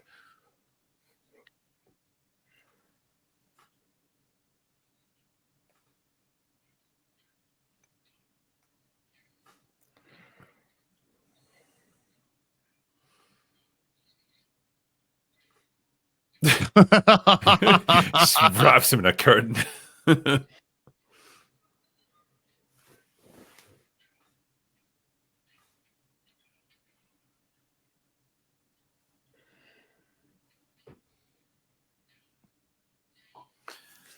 That genuinely looked like it fucking hurt. Like, yeah. Oh well, Straight into a Nathan Fillion got beat the fuck up when making this film. There's a really great set of, when he hits there's a shot where he hits the see-through floor in the third act when he's fighting the operative. Yes. And, Yes. he had to do that like 50 times to get it right. And by the end of it, he's like had bruised face. He was just like, we got it.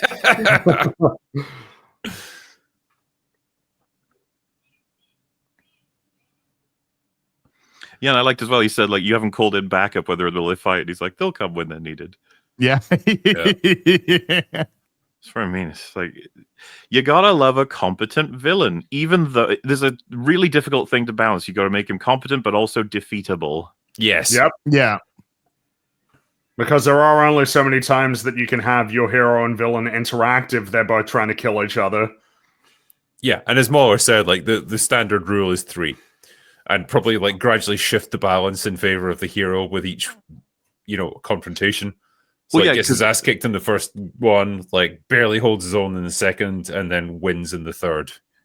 Well, and sort of the power balance here is like he gets outplayed pretty significantly, and you can tell it's weighing on him like fucking hell. But the second interaction they have after what happens to Book, the power's completely shifted. Oh yeah, in full control. But then third act, they're both at their wits' end. Yeah, and so I really like this scene because I actually think that everything Jane says is pretty much true. And you can tell he's frustrated because he's always shot down. And he is shot down all the time in the TV show whenever he disagrees with Mal. But this is a time where he doesn't let that happen. I think it's because he's like tired of them making the mistake of having River and Simon on board. Which is, Jane's always felt that way. Yeah. He's pragmatic. He's a mercenary. Yeah, he's like, why are we discussing how to deal with all this when it's just like them being here is the problem? And he takes a shot at Mal for the war with this one, which is... well, yeah, because it's like, you want to be in charge? And he's like, yeah, I do, actually. Well, you can.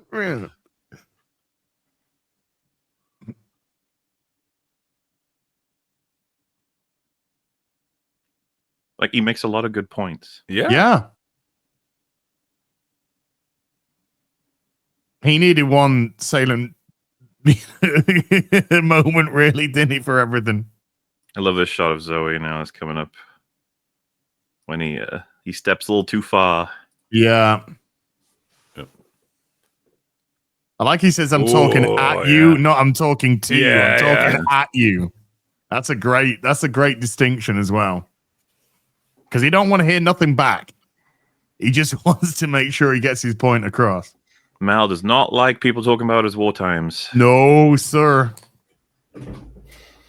No, sir. Which, in and of itself, what a cool idea, essentially, for the character. He was part of a war, and he lost. Their side lost, and this is the aftermath. It wasn't just a loss; it was just a huge annihilation. Devastating I was curious to get your guys' take on this because, like, I know in subsequent reviews from modern audiences, the show's copped a bit of flack because it seems to be on the surface glorifying the Southern cause in the American Civil War. Like that is the most brain dead fucking. Exactly. It's just a stupid way of looking at it. Yeah, but that's when people have to see allegory in everything that they consume as a work of fiction. Well, the thing is, I think fundamentally about liberty versus control, right? Like freedom, security. There's the balance that they used a civil war in the galactic presence to sort of facilitate that conversation. Just because there was one in real life that relates to America that had these two particular sides, not like this fucking show is taking a team on that one. No, what I mean, in terms of like the more direct focus on character, it's like, well, you were on that side, you lost, but you still exist. Now you need to find a way to exist within this paradigm. It's just a great fucking idea, because the show was obviously going to lead into a second civil war, which would have been really fucking interesting. Yeah. Because it's fundamentally just about people deserve to be able to live their own lives. That's what Firefly and Serenity repeat over and over again. Yeah, and Mal's perspective on this one is a kind of like libertarian, humanitarian view of life and society. Like, you should be able to be free to explore, to forge your own path. That's all he wants. Be allowed to make mistakes. It's not to say there'll be zero connection, of course. It's just that you shouldn't interpret this as the show is like one side was clearly right and they lost in that war. You're like, no, I don't think so.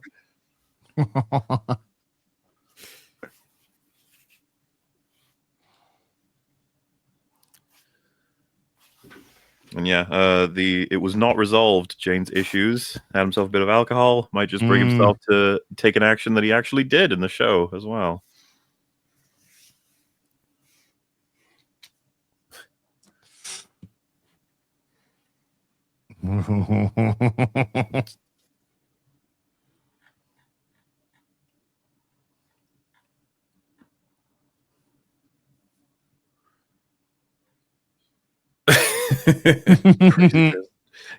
Funnily enough too, there's just if space worked the way it does in a lot of sci-fi, that there's relatively local planets that are all as lush as Earth to be taken, a future like this could easily play out, where a bunch of settlers are sent in under control of an organization, and then they want to secede because they've got their own culture. Well, yeah, because like, how do you really maintain control over some kind of galactic federation? Yeah.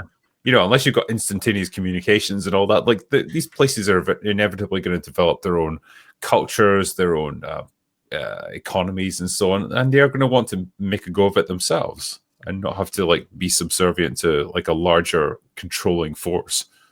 And the Alliance want to find a way to control everybody. Yeah. Oh. Like, yeah, she can't risk him knocking her out. No. Punch him and right in the throat so he can't speak. Yeah, can't speak.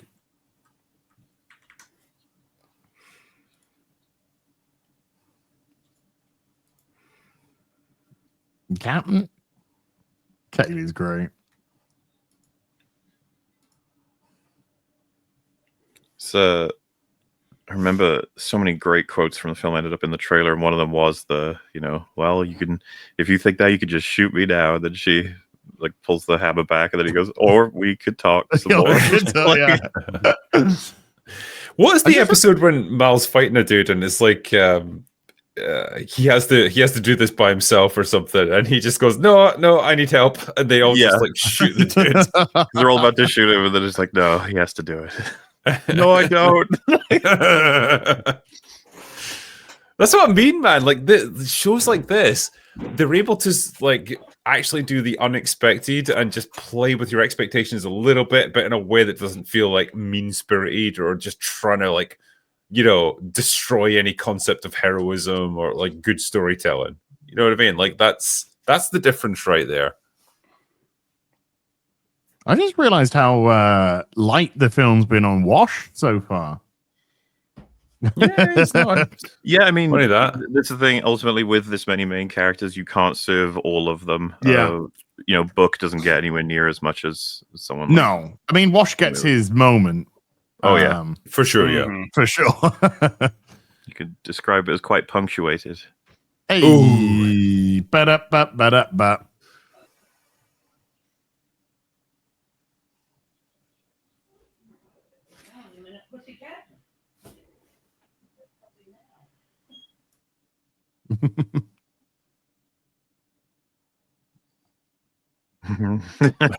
Jane being pissed off again.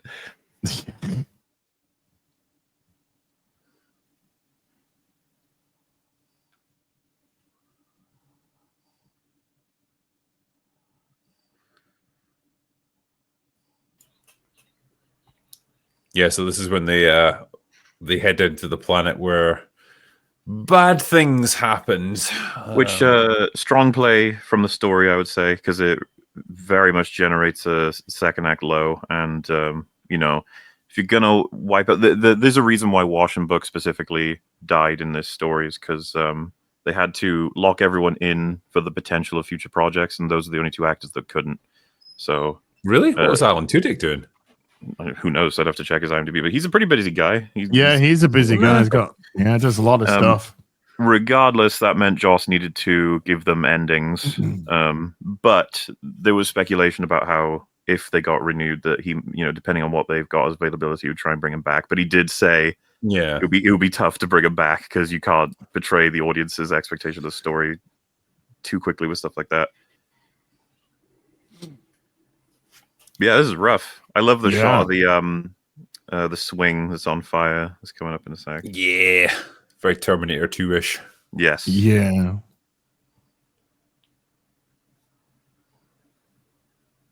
Yeah. Nice and Summer Glau, of course, became the Terminator in the Sarah Connor Chronicles. No, I don't know what you're talking about, as that show never happened. Love his performance here too. The insistence that he got the guys that came for them, like he got them. They took him out. Book, what could have been?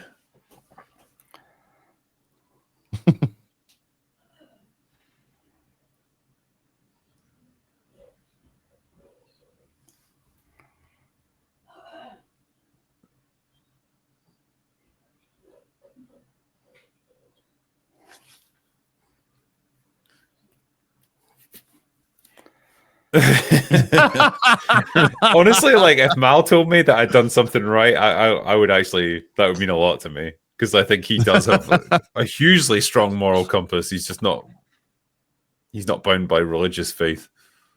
I love this bit right here as well. I'm not your crew. He's like, yeah, you are. Mm-hmm. And that's the thing, this is why it's like you really should watch Firefly before Serenity. Yeah. Oh God, yeah. Because this Shepard's moment's great not going to character. mean much if you haven't watched the show. And I know a lot of, because I've seen it in chat, a lot of people saw Serenity and they ended up watching Firefly because of it. And it's like, well, it does work. It's just, if you can, watch Firefly first. Watch it in the order. Yeah. Yeah. You watch. But that's the super important line. I don't care what you believe, just believe it. Yeah. Yeah. It's like pretty foundational thematic line for this film and kind of for the whole series overall. So as I was saying, this is Mal's arc. He's lost it a bit in this film. He's gaining it back, and by the third act, he's going to be like essentially as conviction fueled as the Operative is, just in the opposite direction. And yeah, this really great inference that then leads to an even more depressing payoff. The reason why they're not waiting for him here, the reason why there's not more of them, is because they didn't actually know they'd be here. They just hit every single place they've ever been. Yeah. Which several references are from places in the show, which is just really sad. Mm-hmm. And this conversation is fucking excellent. Yeah, this is great.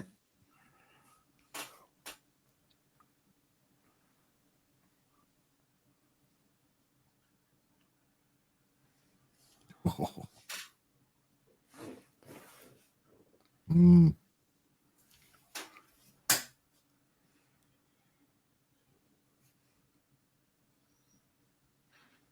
I always enjoy characters who have that kind of conviction that are villains. Like, I don't need to know, but then in this film, it's like, trust me, if you knew, you'd change your mind. Well, it's a difficult thing to do with a villain because you don't want them to seem so simplistic that they just blindly believe whatever they're told. But like, they have to have a reason for having the conviction that they do, a pragmatism that lets them order the world around them. It makes so much sense to me. He believes in the Alliance. He thinks they're control. They're going to bring, a great will. But what he sees in that clip at the end is like, no, they won't. The Alliance are fucking broken, and they should be broken.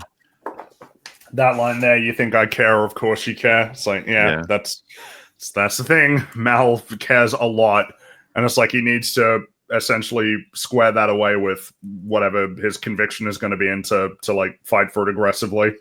Also, the Operative sort of use of a world without sin as this wonderful idea, and then Mhm. Mal reflecting it back on him at the end of what a world without sin actually looks like. Yeah.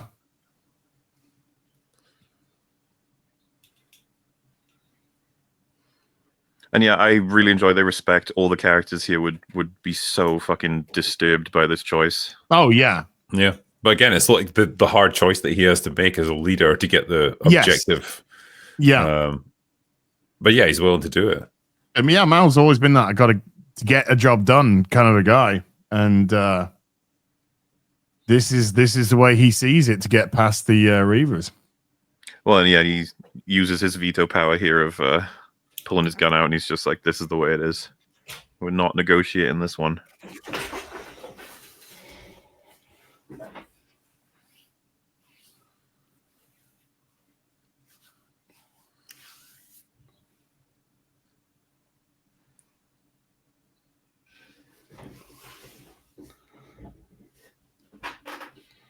See that guy surrendered as well. Yeah, hands up. Yeah.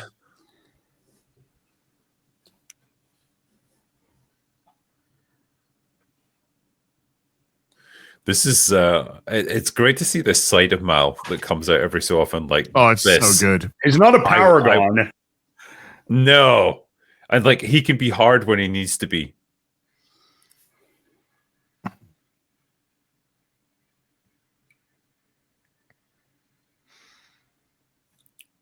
Someone has said, "How did this escape the remake curse so far?" It's like it might not. Give it time. It may not, but Well, if it was Fox originally, Disney will have the rights to this. Then am I right in saying that? Yeah, I think so. I could see it happening that they do some kind of horrible new Firefly eventually. This is the thing, like, because you almost think like, oh man, if they could bring it back, like for a season 2 and stuff, and like get the original cast. Like, no, I don't want to see this done in modern day. I know they'll fuck it up. It'll be horrible. The opportunity, they would the time fuck it to do up. is past. They'd have to recast Shepard. You know, Ron Glass was Shepard.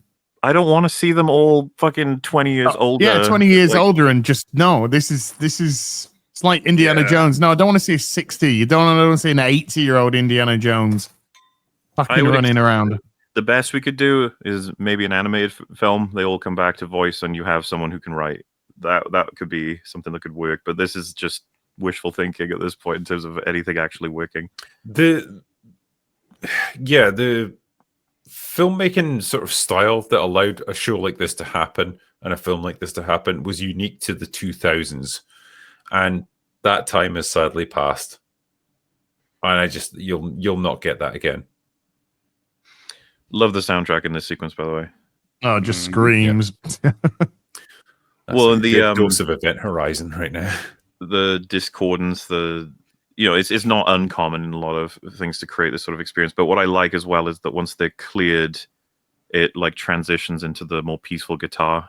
It's very relieving because at this point we don't know what the fuck's going to happen.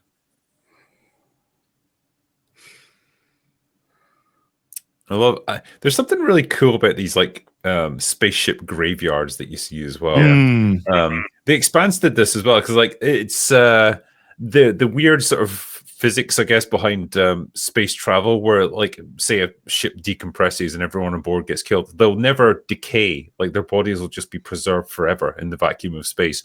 And there's something so eerie and like unsettling about that. Like it's an eternal graveyard where everything just gets preserved forever. Like that's a neat thing to play with. I know you only get little glimpses of it here. Space can be scary. I mean, it basically is. Space Like, is terrifying. It's very hostile to all living things. Yeah, but it's what it does to people. Yeah, like that idea. Like it's just you're cryogenically frozen for all eternity. And since you'd be the newest one to have come across this revelation drinker, how did you find it? The Truth of the Reavers. Oh, yeah. I like it, actually. I like the idea of they were born out of this desire to create something good. You know, it's science gone wrong, pushing too hard, going too far, that sort of thing. And this is what you end up with. And then it becomes like the push to cover it up. because it's a Well, yeah, government that's like conducted illicit experiments and you know, done things way beyond like their remit. I love it, So- and I think a lot of it makes sense. Some people refer to it as like, well, this is a strict retcon. This is not what they were in the show. And to me, it's like, well, but in the show, the way this sort of works is this is the Alliance's big secret, and so they've done everything they can to cover it up. So in the show, like the running theory is that this is what happens to you when you go to the edge of space or something like that. It's like that's just like a myth, basically, of how the Reavers came to be. The Alliance are okay with that being, you know, the assumption, because they'd rather that be the assumption. So like I think it works in the TV show that's what the assumption is of how this all works. And so then to reveal this organization that's desperate to, you know, be in control of the whole galaxy are the ones that created the most horrifying aspect of it. Yeah. Is and I love the way that it, you know, on theme, right? Like they tried to create a solution to people getting angry, to people acting out of the rails, so to speak. Well, yeah, and it perfectly ties in thematically to the whole point of the show, which is like control versus security. Yes. Yeah. You know, and like, well, if you take control to its most extreme conclusion, this is what you end up with, like a planet of people that literally just lay down and died because they had no motivation to do anything anymore. Man, yeah. Go ahead. What is it that is that makes like people who they are? It's like their capacity to make choices, good or bad. And if you rob them of their ability to make choices, then what happens? The idea that makes things perfect is like, well, it makes things not human. And of course, in this case, it's pushed to the extremes, right? People who had no motivation to do anything, and people who lost their minds and went insane and basically do nothing but evil things constantly, all out of a desire to just strip people of their capacity to make choices. Yeah, both of them lost their humanity, like both results. But you know, one of them is like this horrifyingly depressing. I'm just gonna lie down until I die. No fight is left. All that makes you zombies, you know, quite literally zombies. And then the other side being it gets cranked so hard in the other direction, they've lost all humanity and they just want to eat, kill, and unfortunately rape. Like it's a aspect that they show and imply several times in the show and the movie. But I was going to bring up Sarah Paulson has like one scene in this movie. Yeah, she's fucking excellent at it on that recording. Oh yeah. She really sells that they tried to help people and it had like the worst possible result.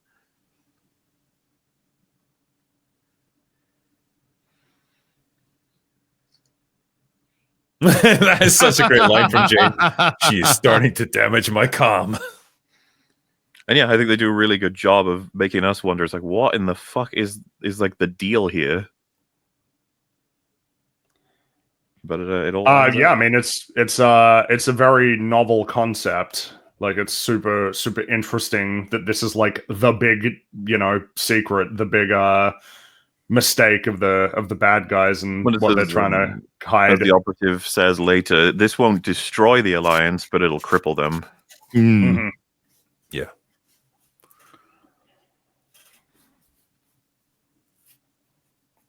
Again, I think there's, you know, we would have got a much more gradual build up to all of this in the course of the show. But I think for a movie that's got less than 2 hours to play with, they did a great job of wrapping this stuff up. Oh, very expeditious writing.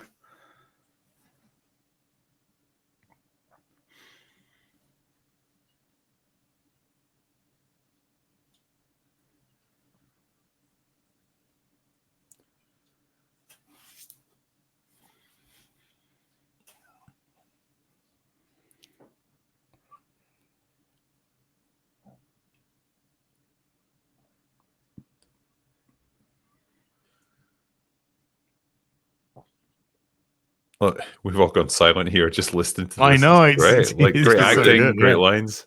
Everyone's acting in this scene is excellent. It's worth just watching it. We kind of talked about it already, so we're all good. Yeah.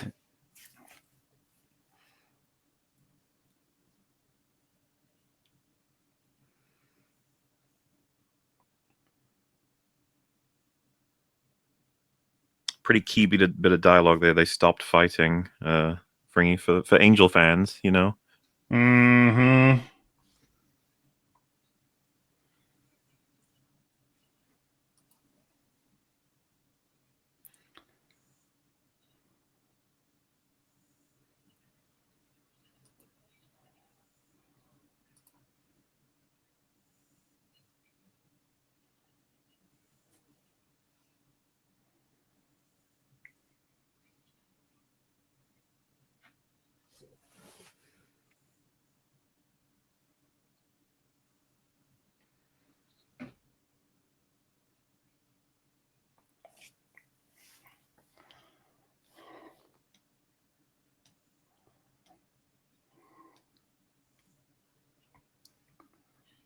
There's a touch of tragedy as well. She doesn't get the bullet off to her head. Yeah. And then, yeah, you could just see from everyone's reactions, they're seeing things they really do not want to see in that hologram.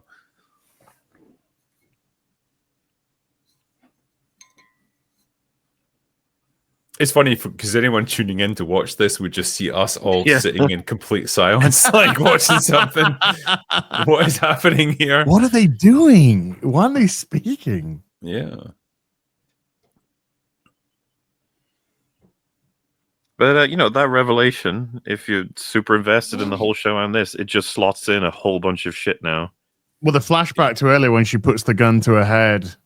Oh, I was more so talking about, like, the guys with the blue gloves all the way back to why they even trying to get River. What did she know? It's a full stop. But I mean, from a position in the show, if you just watch the film and then you sort of realize why she's saying it, you get the little puts the gun to her head, these aren't my memories, etc., etc., and then you get that playing out. You understand it all. And I quite like Mal's assessment here too, that it's only a matter of time before they come back around to thinking this is a good idea again, to trying to do this again. We'll fix out the the bugs. We'll fix the kinks. Yeah. We'll try again. We'll go to another planet. Kill no good cinematography in Joss Whedon films, though. Nah. Yeah, they always the lighting in this film has been awesome. Like I don't know. It's just like what I think it's pretty clear what she meant to make in a sense of like stepping out of stepping into blocking the light with the declaration, "I aim to misbehave." So that's one that should make you think. I mean, the whole line should make you think. I love this line. It is. It's a great line. Oh, so good. I aim to misbehave. It's so good. Says, they believe they can make people better. I don't hold to that. It's just a declaration about how humanity does work and should work.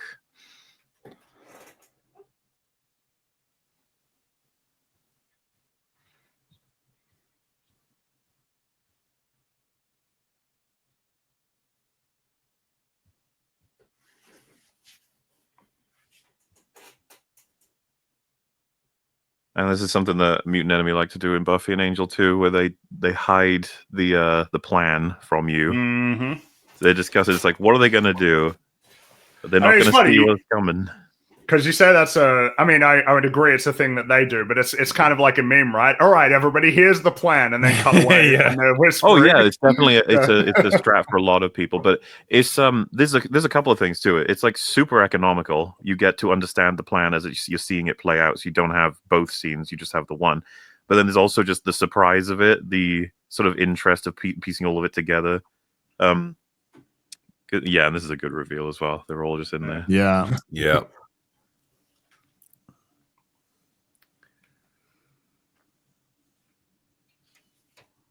Yeah, he's pretty evil.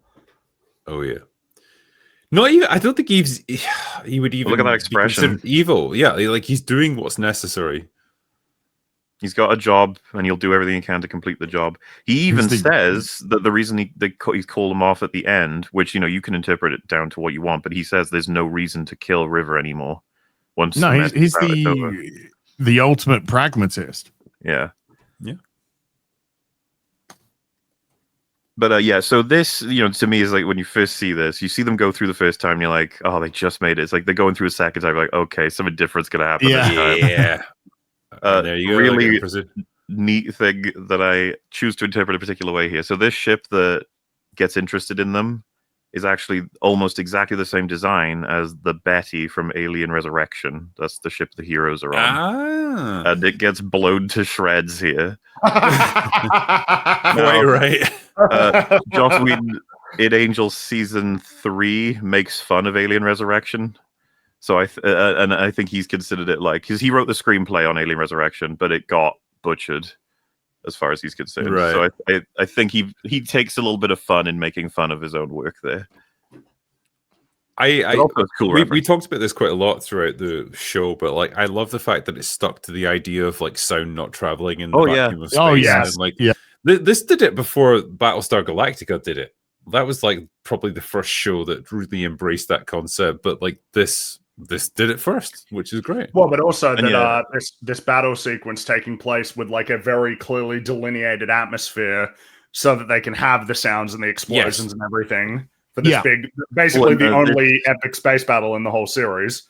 Yeah. So this acting as a shield, I fucking love this. This is beautifully put together. Yeah. Because you, as the audience now, you fully click in. It's like, oh shit, that's what a plan. It's like the Firefly versus the entire Alliance. Like, not quite. Yeah. There they are. Oh, it's so good. The way his face just changes there. And look at the Reavers. That's so fucking cool. This is movies as well. It's just like, yep, it's a movie now, so we get to do a big epic fire. And this is Wash's like finest hour. Yeah. Appropriately timed. This is all he is about a leaf. It might be, there's arguably more important lines, but it might be the most referenced line. I'm a leaf on the wind. You kind of think as well, like obviously the actor knew where this was leading. It's like that's going to be your line that you're remembered for. You're going to deliver it with all the gravitas you could possibly come up with. Yeah, I love it, and I love they gave him this moment. Sorry, I'm laughing ahead of it. Leaf on the wind. That me.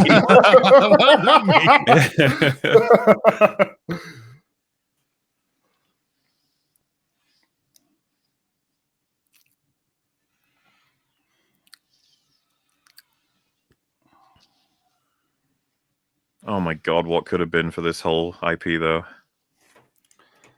Again, like this was done on a modest budget, but it looks. Also, I'll tell you what, Drinker, if you'd shown me this as like a Firefly gets to have its movie, hopefully it brings it back. I'd be like, obviously it will. How could this not? Are you kidding me? This movie's gonna be perfect for this. This was like a worthwhile point of reference. This came out the same year as Revenge of the Sith. And it's like, does this look like it was made with, a quarter of the money in terms of this particular, space sequence? It's like, well, I mean, obviously it doesn't look quite as, good, but it's like not a quarter, No. It is really impressive. And that it was shot in like 50 days. Also love showing him. Did we ever get an understanding of like why the movie didn't do particularly well? It's all speculation, It's you could speculate pretty well why it's just like it's ahead of its time, or that people weren't quite ready for it. The marketing wasn't there. There's so many different elements that can come into it. It's such a fucking shame, though. Mm-hmm. I mean, it only from people who've seen this, they only have good things to say about it. So I don't really know. It's nobody doesn't like it. So it's crazy. But yeah, showing the operative fast and smart, gets himself to safety, realizing it's all over in the air, is just again more competence from him. And the way they do this, I find, is the opposite of cheap, right? So I think some people have the interpretation that Wash getting his end is a little just like, oh, it just suddenly happens. But they show the Reavers chasing them. Yes. They have an effect on them that EMPs them, right? So it's backed away until they're going to crash land. That's when the Reaver will come back. So, like, it's all there. But the thing is, they film this so intensely, the landing is all about his skills as a pilot, that you're focused on that. You forget the Reaver. Yeah. And to me, that's the complete opposite of cheap. I love the fact that they can play with the audience like that. Well, it also, I don't know, man. It feels like way too many stories aren't willing to have characters die. They don't want to do it. I mean, hell, right? Marvel undid all of the deaths in Infinity War. All of them. Even Black Widow got a movie after dying. I mean, except for, well, that was Endgame, but Infinity War, I thought you meant Infinity War and Endgame, but... well, yeah, you could apply it to both in a sense. It's just like, I don't know, man. If you want to have stakes and you want people to believe that characters are actually in danger, you got to be willing to kill them off sometimes. The only thing I would say, like, with this is, when it comes to Zoe's reaction to Wash dying, I could totally get, like, why when it's a matter of life and death and they're in the middle of a battle, she's not going to comment on it much. She's going to deal with it later. But then that later doesn't quite come. I kept waiting for a scene where she would break down emotionally, and it never quite happened. I didn't quite interpret it that way. You get the initial straightaway reaction of a loved one dying, and then she goes into full like compensating Psycho mode. mode. Yeah, which And then definitely when- makes sense in the situation. Well, when you see her go hyper aggressive and start trying to like fucking melee combat the Reavers, that to me was when like she's broken basically emotionally, because she would never make that mistake in any other circumstance. Yeah. And then you don't get more until the funeral, which is fine with me. That's I got like 3 different versions of her grieving, basically. Man, That's everybody Yeah. like Wash is so likable. Alan Tudyk, you know, Yeah. like Well, yeah, and Press F in chat to pay your respects. we're like, gentlemen. you know, it's they're It doing was a something leaf that's on the so- wind. They're doing something There so we go. incredibly important that all of them don't even, you know, fully recognize he's missing yet, and you know, they can't even acknowledge it. They have to keep moving, and This then it is gets this brought up, isn't and it's rough. yeah. And this is quite an important thing to do when it comes to writing scripts, because if you've got a whole bunch of characters that have got an emotional attachment to one particular person, but someone is more close to them than everyone else, you've got to pace it out. You've got to pace out their reactions to it, and you do that by like having them discover it in different phases. Because otherwise, if you have everyone grieving at the same time, like it almost like cancels each other out. You need to have it, happen in sequence. yeah, I would say that's important to make sure that the focus is on the most important reactions. Everybody's reaction is important, but Zoe's is obviously the most Well, important.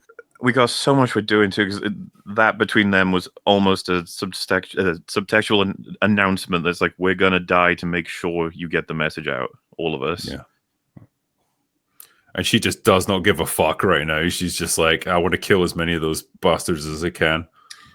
Yes, and you can tell it matters to all of them, but you've got to keep moving right now.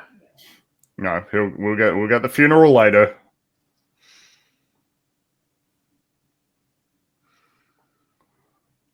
I liked as well when the ship was crashing that Jane made sure everyone was strapped in before himself, even to the point of getting thrown around the ship. It's, Yeah, because there's another one where it's like, yeah, look, he's, you know, he can be a bit of a softie. He cares. Well, they there's always just throw a in great like that. callback there as well with the grenade thing. Like, tell me you Yeah. brought them this time. It's like, nice.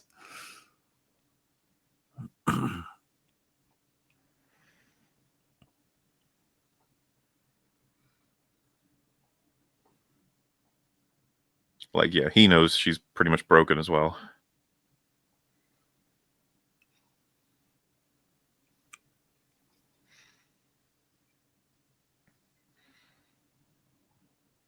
There is a line that is like 1-to-1 the same in the final episode of Angel, where he says like, "Who's gonna make it through?" And he's like, "Who are you kidding? None of us are gonna make it through."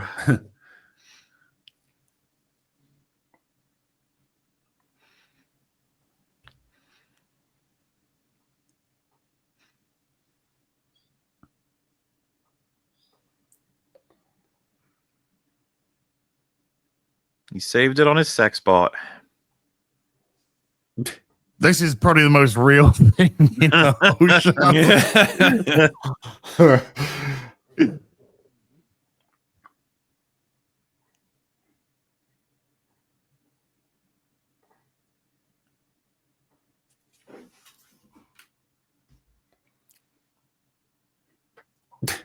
I think it's kind of neat too that this is enough to clue him on to like essentially making this mission maybe work, but it also clues the operative on as well. Well, yeah, because and just you can totally playing. buy it because it's obviously just like motion activated, and he was just banking on the fact that Mao would be the next guy who finds him.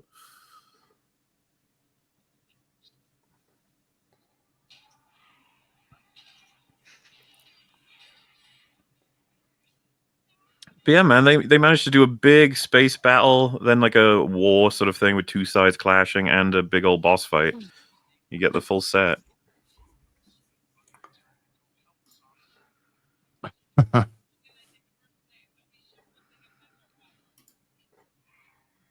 Again, that's like smart ammo conservation techniques right there. It's like, don't Yeah, everyone but just fire all at the same time. You're just going to she's kill the same not- person 10 times over.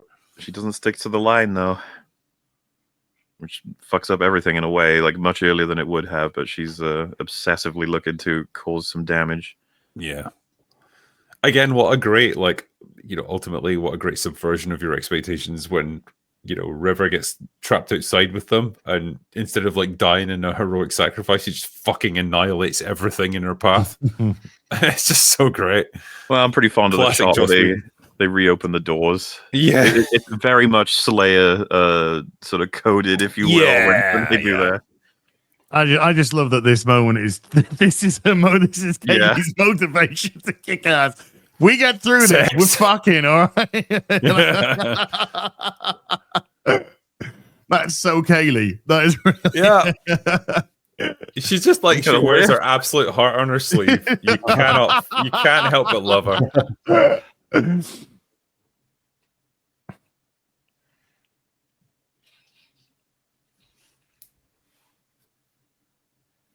Oh, every last line and exchange of punches they have in their fight is brilliant. Oh, yeah.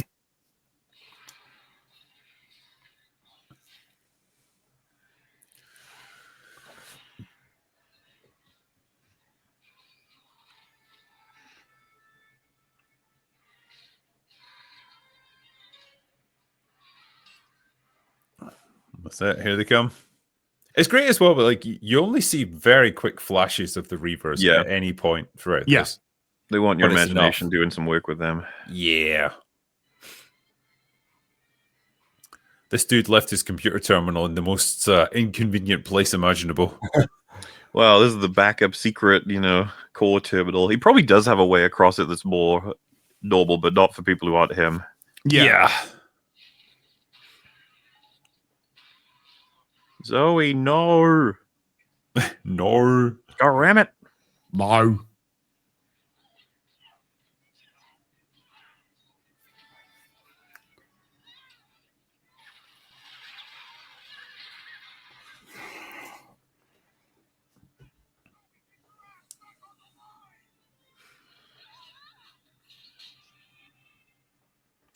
And it's great. In the course of that battle, they all get completely fucked up. Oh, yeah. They've all got gunshot wounds and like sword wounds. Oh. Dude, he's so mad. Shot me in the back.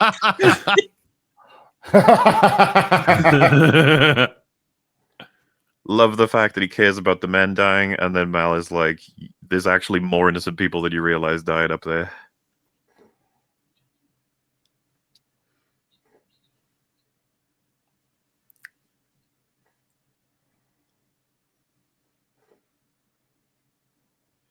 Yes. You're willing to die for it.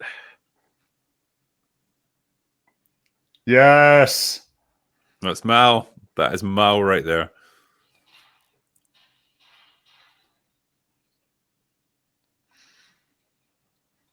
I mean, it's part of what's thematically important about the story is it's like, aside from like it's, whatever the individual characters may believe in, what they think would make the world a better place is like, it's meant to be useful in a more general sense of like, finding something that you believe in and fighting for it, believing it, being human at that point. Conviction, regardless of what it, whatever it is, hopefully something good.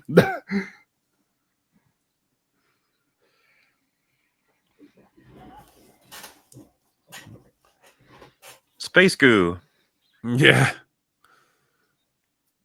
Fixes everything that ails you.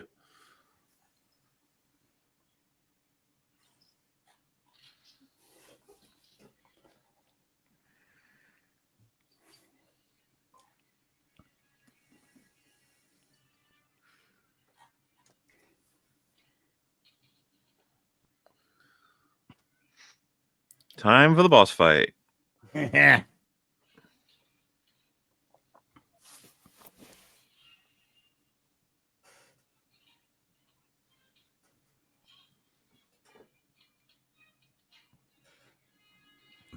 Was that the scene you were talking about, MauLer, where he was slammed into it? It's the comedic cut they have, which they do a lot. I think it's Zoe says something like he got through, and then it cuts to him slamming into the ground. I got you. Yeah, that's worrying. Getting shot by what look like poison darts or some shit. Yeah, did you say like starting to go numb? It's just for a second there they might be able to convince you that they're not going to make it.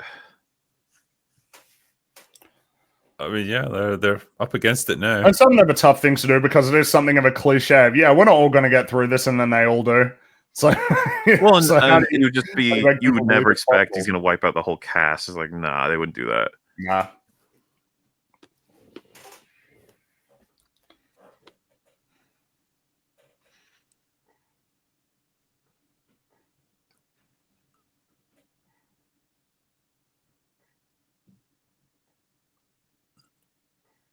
This comes as a bit of a shock as well.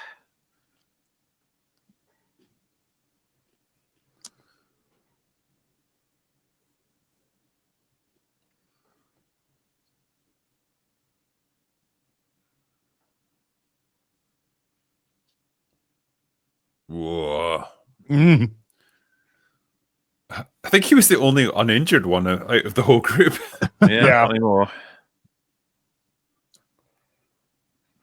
Like I said, Nara's probably like okay-ish. Oh yeah. She's okay. But yeah, apparently this was the hardest scene to shoot because the actress for River, Saba Glau, couldn't stop crying because of his acting. Oh really? Yeah, they had to keep redoing it because she couldn't stop the old tears. To be fair, he's really good, yeah. Oh yeah.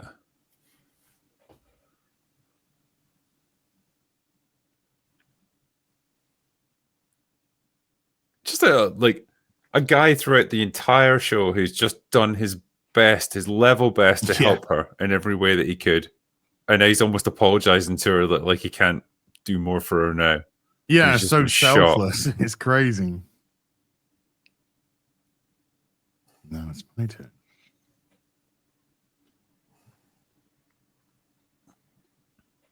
That's it. Go get him.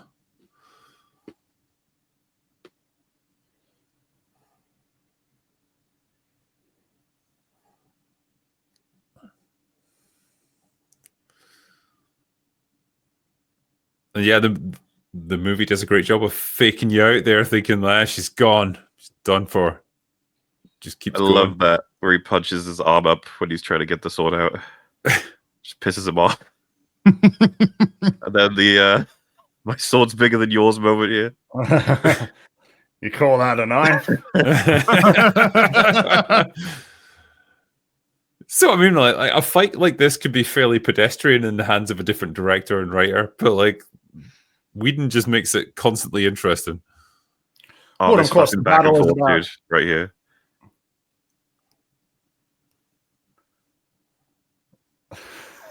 Right.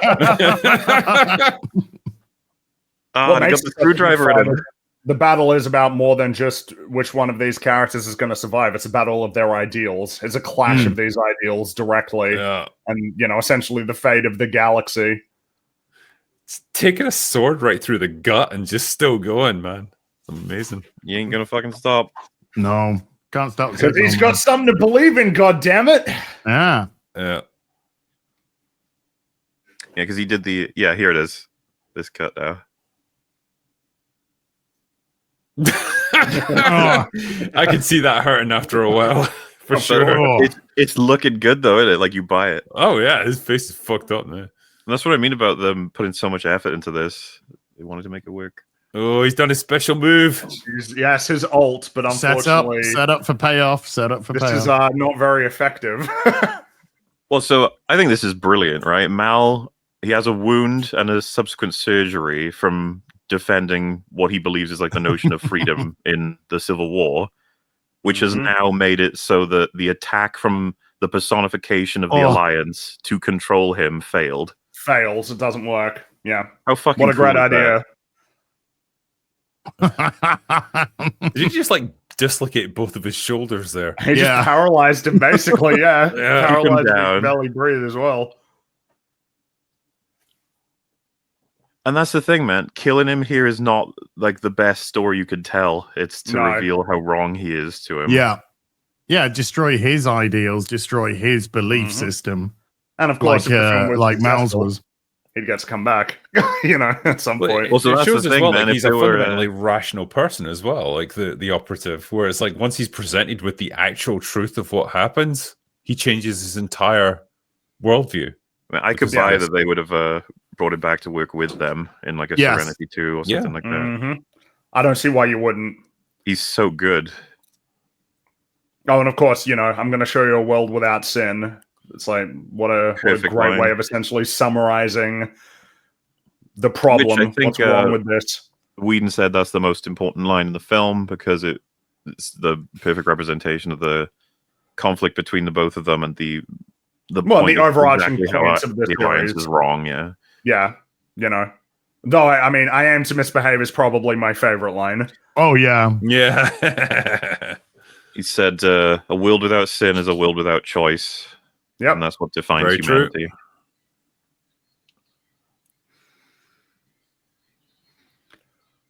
Yeah, very deliberate choice of having her hero moment here. I mean, the choreography behind this is genuinely impressive. That was all one take. Yeah. Look at his face. Look at him. Mm-hmm. It's all tumbling down now.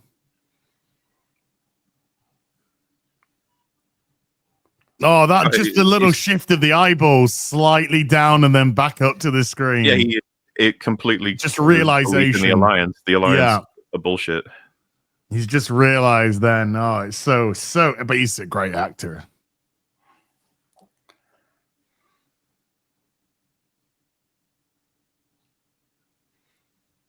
Look at how beat up he is. Yeah, everyone is like the whole crew is just like on the floor. Mm-hmm.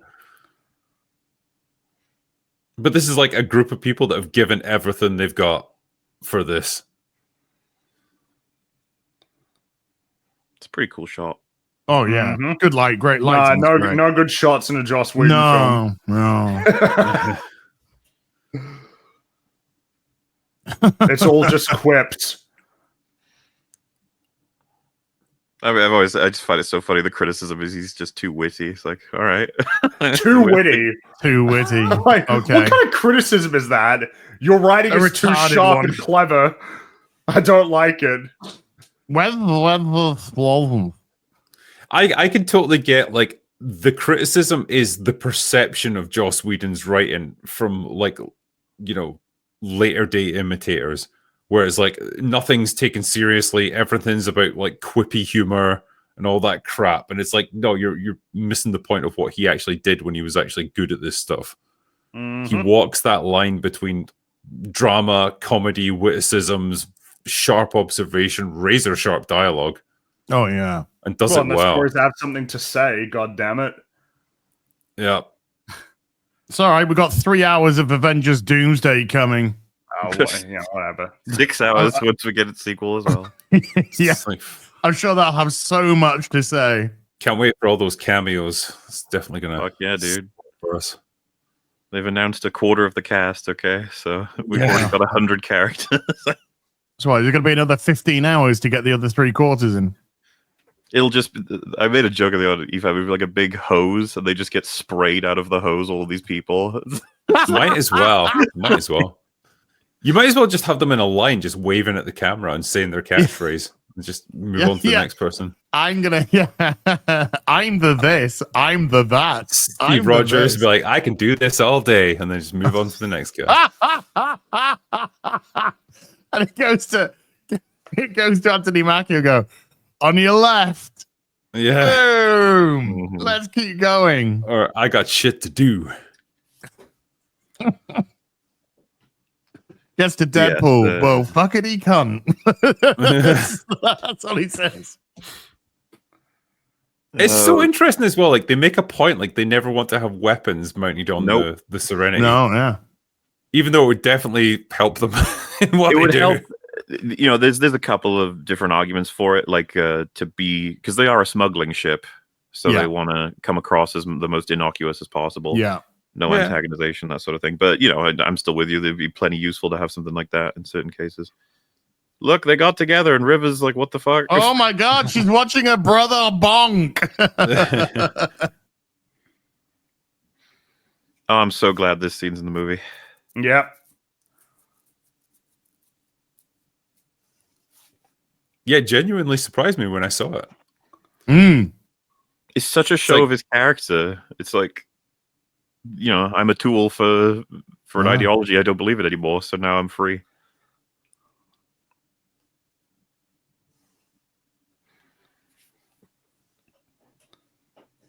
And they, they get to throw in the bit of exposition of how it is he got them past, and he's told them they're no longer a threat, which is true. But the Alliance probably hate this Team Serenity now. Yeah, I mean, fucked up all their plans. Well, that's the thing. You see, like future stories could show the instability and then the build-up of the Civil War, and then you assume the Alliance get toppled by the end of the series. Which yes. Yeah. What might have been. Oh, there's nothing left to see. Oh, fuck you, Fox.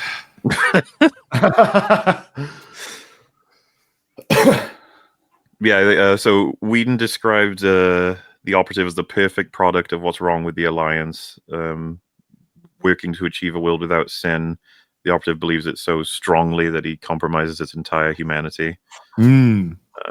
And then Mal, as a contrast, is a man who's lost his faith, but by the movie's end, come to believe so strongly in liberty that he becomes willing to lay his life to preserve it. Lay his life down. But it's, I don't know, man. This movie's pretty tight.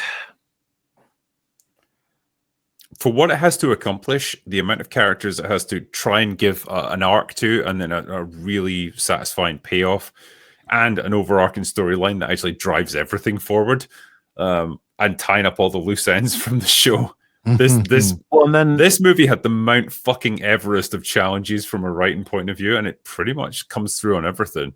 Yeah, it's all of that, and then you get the fun stuff, the sci-fi world, the action sequences, the all kinds of fun editing, soundtrack, and all the performances. It's just the theme's amazing as well. This, the music is sublime. Yeah. Even the theme tune. Didn't Joss Whedon write the theme tune or sing the theme tune? He wrote the lyrics, I think, right? For the TV show. Yeah, for the TV show, wrote for this, they had a composer. Isn't it beautiful watching a good film? Oh, fuck yeah, it's dude. So nice, yeah. I kind of need something like this right now. Yeah. Like, because it's been a while. And I'm just glad it's been a while. And what a nice way to end this as well. Him, like, beginning to mentor her to become the pilot for the ship.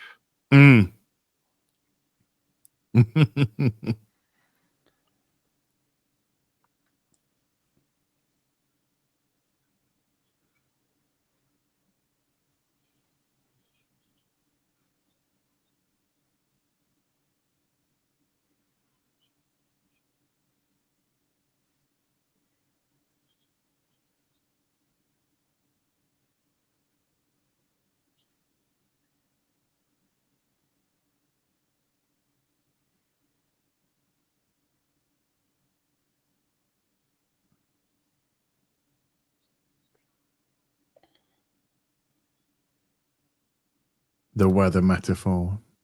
Apologies for anyone watching this. Like, again, we've just gone silent, but God, that was such a nice moment. Apologies.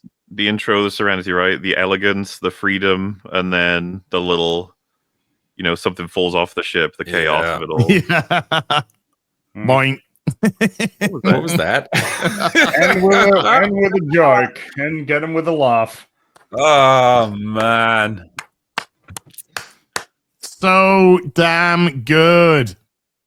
Yeah, and it's just like a complete package. It's safe, it's nice and cozy, can't be ruined. It is exactly what it is, and it's incredibly well executed. Not just the film, but the entire series. Yeah. Yes. Not a bad. It didn't live long enough to see itself become the villain, which is nice. No, in a sense, that's a silver lining, I suppose. That's the cope, maybe. But I mean, it's the cope. maybe, definitely maybe cope. it is. Well, we need nothing. We buckets of cope to deal with this fucking tragedy. So they bring them all into the room.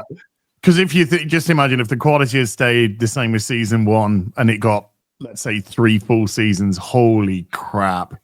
Yeah, and then like 3 movies or something just to wrap it all up. I think it would be looked back on as, I guess, one of the greatest sci-fi TV shows that was created. Considering its reputation and influence, and it's only the 14 episodes in a movie, it's kind of amazing. Yeah. Yeah. I mean, that's something about the accomplishment, and that you've just created this robust set of characters, a really strong thematic core, a fun world that's interesting to explore and be a part of, and generally entertaining plots. It's like it's essentially firing on all cylinders. So, despite high anticipation, Serenity performed poorly at the box office. Although several pundits predicted a #1 opening, the film opened at 2 in the United States, taking in $10 million on its first weekend, spending 2 weeks in the top 10, and closed time later, grossing $25.5 million, which is a flop. Movie industry analyst Brandon Gray describes Serenity's box office performance as like a below-average genre picture, which is not what it is. So they wish they could lose 15 million nowadays. Strong openings in the UK, Portugal, and Russia, but poor results in Spain, Australia, France, and Italy. It's like, so I guess we can blame them. Yeah, I remember it saying that Serenity performed well in the UK, but Dread, it is performed well in the UK. There's not much, like, with a lot of these, we can sort of say, like, oh, maybe they needed to do this or this or this. It's like, I don't know how to make this more. This is surely. They made a great film on a very low budget, and they still couldn't make money. To be clear, unlike Blade Runner, and I'm not implying whatsoever this is better than Blade Runner, but I at least can watch Blade Runner and be like, okay, maybe mainline audiences might not, work with Blade Runner that well. But this one, it's like, this is pretty mainstream friendly, isn't it? Mm-hmm. So what was it up against at the time? So this was like 2005. Yes. So what would the competition have been, apart from like Revenge of the Sith? Well, because it was Revenge of the Sith, which that's came out. Going to swallow up everything, to be fair. Okay, they're released in September, which is usually kind of like a slower month for films. Yeah, actually, that's a crap month to release. Wow. September's a dump month.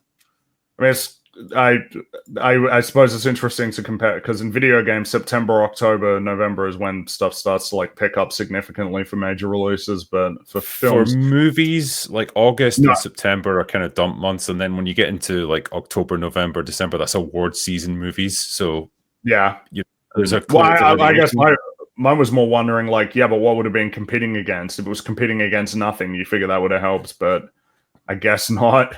It's just a fucking shame there wasn't enough word of mouth to. It didn't even. I was about to say it didn't even need to get too high, like 100 million. And I know that's like, well, that is still high. But you know what I mean?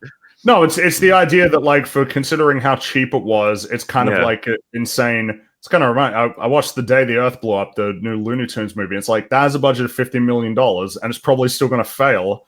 It's like, how's that? How does that happen? What I don't get is, I guess all the hyper billionaires in the world are not, or even trillionaires at this point, not too interested in film or whatever. Because how could you resist being like, "Hey, I'll fund the next Serenity"? That's like pennies in my wallet. Go ahead. Like, fucking really? Get Elon Musk on the case. Like, he seems like the kind of guy who would at least be into Firefly or know what it is. So, interestingly, I think someone mentioned it in chat, and I double checked. The only film that I think could have been competition was actually Wallace and Gromit: The Curse of the Were-Rabbit, which was very successful. Right. Thanks, that released about a week later. Well, thanks, one of the greatest animated films of all time. How dare you? I'm sure they had the same target audience as well. Yeah, I don't know how well Wallace and Gromit did in the United States, actually, as well, because it's quite uniquely British humor. But I mean, the story was that on that film was that Nick Park was constantly getting notes to make it less British. Right. Which is funny, by the way, considering Serenity did well in the UK, where Wallace and Gromit did obviously really well too. So UK appreciates his good sci-fi, though. So. Same with Dread Same with Dread. Same with Serenity. We appreciate good sci-fi. This was good sci-fi. What happened, America? Why didn't you show up for this? I think maybe there's Australia as well, right? I think there's potentially a stigma that this was a TV show that got cancelled after 14 episodes, and even if you didn't know everything, like things behind it and how good it was and the quality, you could be like, oh, it's a failed TV show movie going up. So there's that sort of element to it. I think so. And I think, as much as they made the most of the budget that they had, I imagine, like, when you put that into a trailer, it's still not going to look great compared to, like, the big budget stuff of the day. Dude, that looked great. Looking at that now, I'm like, that looked better than half the fucking shit coming out today. For sure. I just think I don't know, there are things you can notice that like indicate that they were like, for instance, Miranda and all of the places that they went to. It's like, this looks like a place that actually exists in the real world that they went to shoot at, not like not like a full set. And that's like those. Like I mean, I more or less agree with you as that. Like, it is a case where like I think the film doesn't really show that it is low budget. Yeah, it hides its budget really well. I think people would guess the budget higher than what it is. Yeah. Yes. And so at that point, it's like, I guess there just weren't enough people who were interested in a fucking cool space western with great characters and really good, meaningful themes. Oh. It's like, oh shit, oh well, damn, that sucks.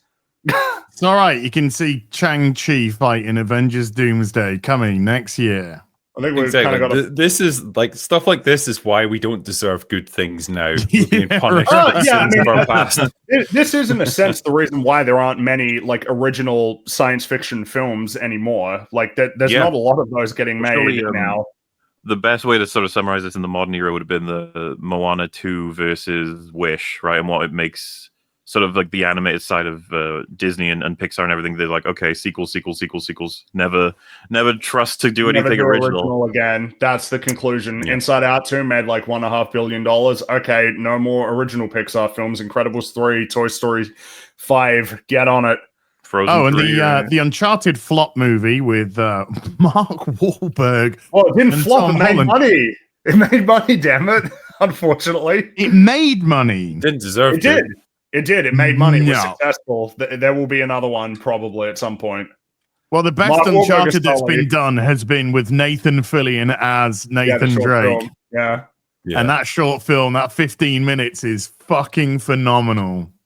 Mark Wahlberg is Sully. What the fuck were they thinking? What? that was the result of the movie being in production hell for 10 years. So he was going to play Nathan Drake, and then it's like, well, he's too old to play Nate. Dude, he couldn't play Nathan Drake either. Like, I enjoyed Tom Holland as Nathan Drake. What? Tom Holland as Nathan Drake? It was always going to be Nathan Fillion, but unfortunately he got too old.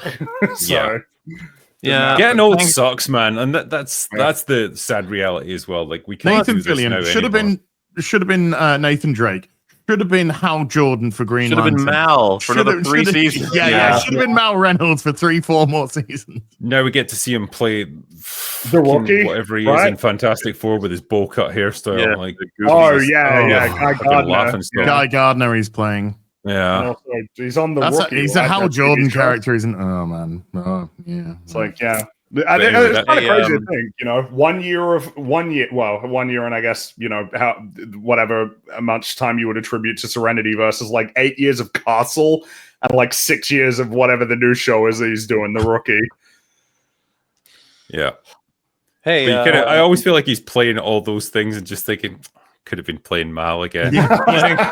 He's playing Firefly was way more fun than this bullshit. With this in mind, since I always do it with Drinker, but instead maybe you two can give it a shot. Don't you think he should probably check out at least Angel, considering how much he enjoyed this? Oh yeah, absolutely. Yeah, I guess the thing is that I'm probably in the same camp as you, MauLer. I can't just recommend Angel on its own. You got to watch them both. Yeah, you have to watch them both, but I obviously understand the Angel comparison, since you could say that of those two shows, Angel has more thematic connection to. Drinker will like Angel more than Buffy, but you need Buffy. You need Buffy, but I mean, both of them are hyper existentialist, which I very much enjoy. Well, and you get. Basically, almost the whole Firefly cast sort of appear here and there. The thing is, as well, it's not like you have to sell me on Buffy. Like, I fucking watched Buffy when I was in high school. Like, I remember it. Didn't watch as much of Angel, although I watched it from time to time. I 100% believe that they are really good shows and that they are worth my time. It's just 12 seasons. My time is not as available as I'd like it to be. That's the problem. Which is 12 seasons. All fully understood. But I would say, and I'm assuming Fringy would. I don't know about Az. Probably not, is my guess. But like the ultimate representation of the power that Mutant Enemy as a team had was in Angel Season 5. It's just it's like, I adore Firefly, but I think Angel Season 5 is just a step above. Oof. Yes. And I really like Firefly and Serenity. 20, I enjoy them 22 a lot. episodes. All of them are excellent. Some of them are fucking amazing. Like I like some of the best episodes of television made. Yeah. With the greatest ending to a the my greatest favorite ending ending to a to story. television show. The greatest, maybe. The ending is perfect. But I yeah, would I mean, have to rewatch that because I'd have to rewatch season 5. It's been a long time since I've seen season 5. I wouldn't blame anybody for saying Firefly's better. But yeah, Firefly that just makes- sticks. It sticks with me, you know. Yeah, no, I mean, I really like Firefly and Serenity. I am very fond of this as a story. Yeah. One of the curious aspects of doing something like this live, though, is that super chats tend to come in while we're chatting. So Yes. I said, like, while we were recording, obviously that it probably wouldn't be a good thing to try and do super chats while we're watching the movie. But since we're finished the film now, if you guys have a little bit of time, would it be okay if we try and answer a few? Yeah, I got a touch longer in my day. That's 10 hours long so far. I'll keep going. Okay.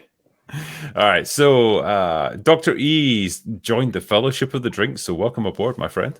RRTNZ, I know you, says, gutted that I have to miss this. Like many, Firefly passed me by on TV, but I saw Serenity, went back, and then fell in love with it. Regular cast are great, but I can't say the name. Chiwetel Ejiofor. Why can't I say it? I've heard it pronounced Chiwetel. Okay. Maybe I'm doing it wrong then. No, Chiwetel. I'm sure he understands. Unless I hear him pronounce it, I'm not going to be able to figure it out. Yeah, easily. I mean, no disrespect. It's a bit of a mouthful for a Scottish guy that's drunk. Anyway, his polite ruthlessness is absolutely sublime. 100% agree. Yeah, plays that character very well. I'm sure he more appreciates all of us saying he's a fucking amazing actor in this, and generally, he's an amazing actor in general. He's a fantastic actor, and he probably deserves a lot better than he's had in his career. I would agree. Well, yeah, I mean, I'd love to talk to him about this film, see what his memories are like for it. Toda T has joined the Fellowship, so welcome, sir. TJ Jordan says, "Shiny, let's be bad guys." Shiny, great line. ADs says, "It's been a great time. It really has. I've enjoyed this fucking experience of watching Firefly and then Serenity. It's been lovely. Genuinely loved it." Yeah. Northern English Bastard says, "Finally." Yep, it's taken us a while to get here, but here we are. James Moore says, "Serenity is currently free on YouTube." It says, so pull up their chats. Wow. Nice. Wow. Okay. I find that hard to believe. That's yeah, it seems unlikely, but all right. TJ Jordan, this finale is leagues better than Game of Thrones. Yep, that's definitely true. Correct. It's a low bar, sir. Nick the Greek says, "Jane is my favorite character and Kaylee is the best girl." She is. Yeah, you can buy or rent it above YouTube. Inara, actually. I would. Larry Escher says, "It's my 54th birthday today. We're watching one of my favorite movies and the drinker is even wearing my shirt." It's a great birthday. Thank you, guys. As Snow White, pee pee poo poo 1 2 3, genius. Thank you. That was quite the title you gave it there. I liked it. TJ Jordan, congrats on making it to Serenity. I remember discovering Firefly in 2011 and was disappointed when I got to Serenity because there was no more after. Sadly not, no. Robert Rood says, "I submit to you, fine gentlemen, that Dr. Horrible deserves its place in the full Whedon/mutant enemy discussion." Pretty great. Well, there's a bunch of, it goes Buffy, Angel, Firefly, and then tier down. You got plenty of other projects that are all worth talking about, but maybe one. I was going to say Avengers is probably in the tier 1 as well. Not Avengers Age of Ultron, though. No, let's not talk about that. Master of Puppets says, "How far we've fallen from Firefly to Daredevil Born Again." I actually saw Serenity first, didn't know about Firefly until later. Interesting. You caught up with Daredevil yet, As? No, I'm not gonna. Oh, shit. Well, I loved your tone there. It's like, nah, I don't want to. I don't want to do it. I'm done. Fuck it. It's shit. It's fucking dog shit. Episode 4 tested me. It tested my patience. I severely. think I'd break a monitor if I watched that by the sounds of it. it's tough going. Mhm. Yeah, the Alan Raptor says, anyone here played the Firefly RPG board game? No. Sadly not, no. No, but I didn't do know have there the was one. codex on Steam, though. Oh, okay. Gay Carpenter says, Gene called Star Trek a wagon train to the stars. Okay. TJ Jordan, Firefly is what 2021 Cowboy Bebop should have been. Yeah, it fucking wished. Banksy says, have you ever watched Pandorum with Ben Foster? Is that the Yes. horror movie? It's a weird one. I liked don't it. know. I remember enjoying it. It's lots of crazy ideas on that one. Oh, okay. Irod says, greetings from Romania. You guys are the best. Thank you, my friend. As is Dead Chicken says, already backed your new Kickstarter for the new project. Keep up the luck. Keep up the kick-ass work. Thank you, man. And in case you guys are slightly curious, MauLer and I have been working on a little project. Oh my god! Together. Is it happening? Yeah. Are we announcing? Oh my god! Yeah, we'll just say it. So you can find the link to the Kickstarter there. So it's kind of a follow-on from Rogue Elements, but we're branching out in loads of different directions with this. With a bunch of new writers, directors. We're going to make a whole bunch of, hopefully, short films in different genres, and we're having a lot of fun doing it. So we're going to announce it properly tomorrow when I'll put a video out about it. But I soft launched the Kickstarter earlier. I think it's like 35, 40,000 we're at already. So It's that's more doing than that nicely. now. Is it? Okay. 45K. Oh, wow. Nice. Damn. Yeah. We're like, I think the funding goal, the minimum is like 200K, and we're already like a quarter of the way there within the first day almost. So that's neat. First Thank few you. hours. Never mind that. Yeah. Right.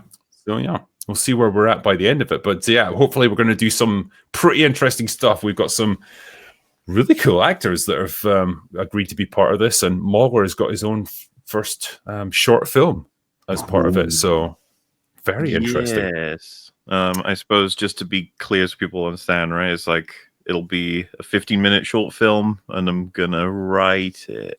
So who knows what that'll entail? Wow. It's gonna be exciting. If Cthulhu doesn't make an appearance, then I'm out. I'm rioting. He might not be in the budget, but we'll see. BB Paradox says, if you don't like the great live content, go away now. Amazing show, guys. Thank you. No, thank you, man. And appreciate it very much. Lepew says, hail to Az and MauLer. Hate the fact that I need to wait until Tuesday for the bar when FNT is there immediately after it shows. It's not usually Tuesday for open bar. Like, we usually have it up on Sunday. Yeah, because Thursday it's streamed and then it's up on. So yeah. I mean, I try to get up as soon as I can. Classic problem at this age. Sorry, Nick the Greek says kick ass. So yeah, okay. Sorry, Az, you messed up our recording. DBE says, Az, did you remember to load the non-television X version? Apparently not. Television X, that's awesome. There's a reference for a late night satellite show, Yeah, and we all did it back in the day. I was gonna say, I probably haven't heard the name Television X in 20 fucking plus years. Babe Station used to who could ever forget Babe Station, man? A true connoisseur. Oh, dude, I was there from the beginning. Yeah. Chance Gunter says, I love space exploration. Serenity / Firefly and The Expanse are two shows that I found thanks to the drinker's recommendation. Many thanks for that. Well, that's the least I can do. So thanks, man. I can't even say this one. Ed Z Hands says, Drinker, thoughts on Severance? Well, I'm only on season 1 at the moment, but I'm finding it quite interesting. Performances are good. The premise is really interesting. The cinematography is all great. So yeah, I like it so far. I've got this horrible feeling it's going to be mystery box bullshit at the end of it all, but for now, I'm happy. Jeremy Soden says, recently bought my first 4K TV, and this is the first film that I've watched on it. Wow, good choice. T. Neal says, I think I prefer Pumpkinhead myself. Worst movie that I've seen several times. Sure. Whatever works for you, man.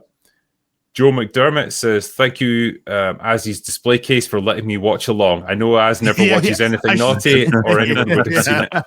I should have put it there and then tried to get. It's on the other, I should have had my my sunglasses like right up at the screen, just so you can get the reflection in them." But I am very aware that there is a slight reflection there. What can you do?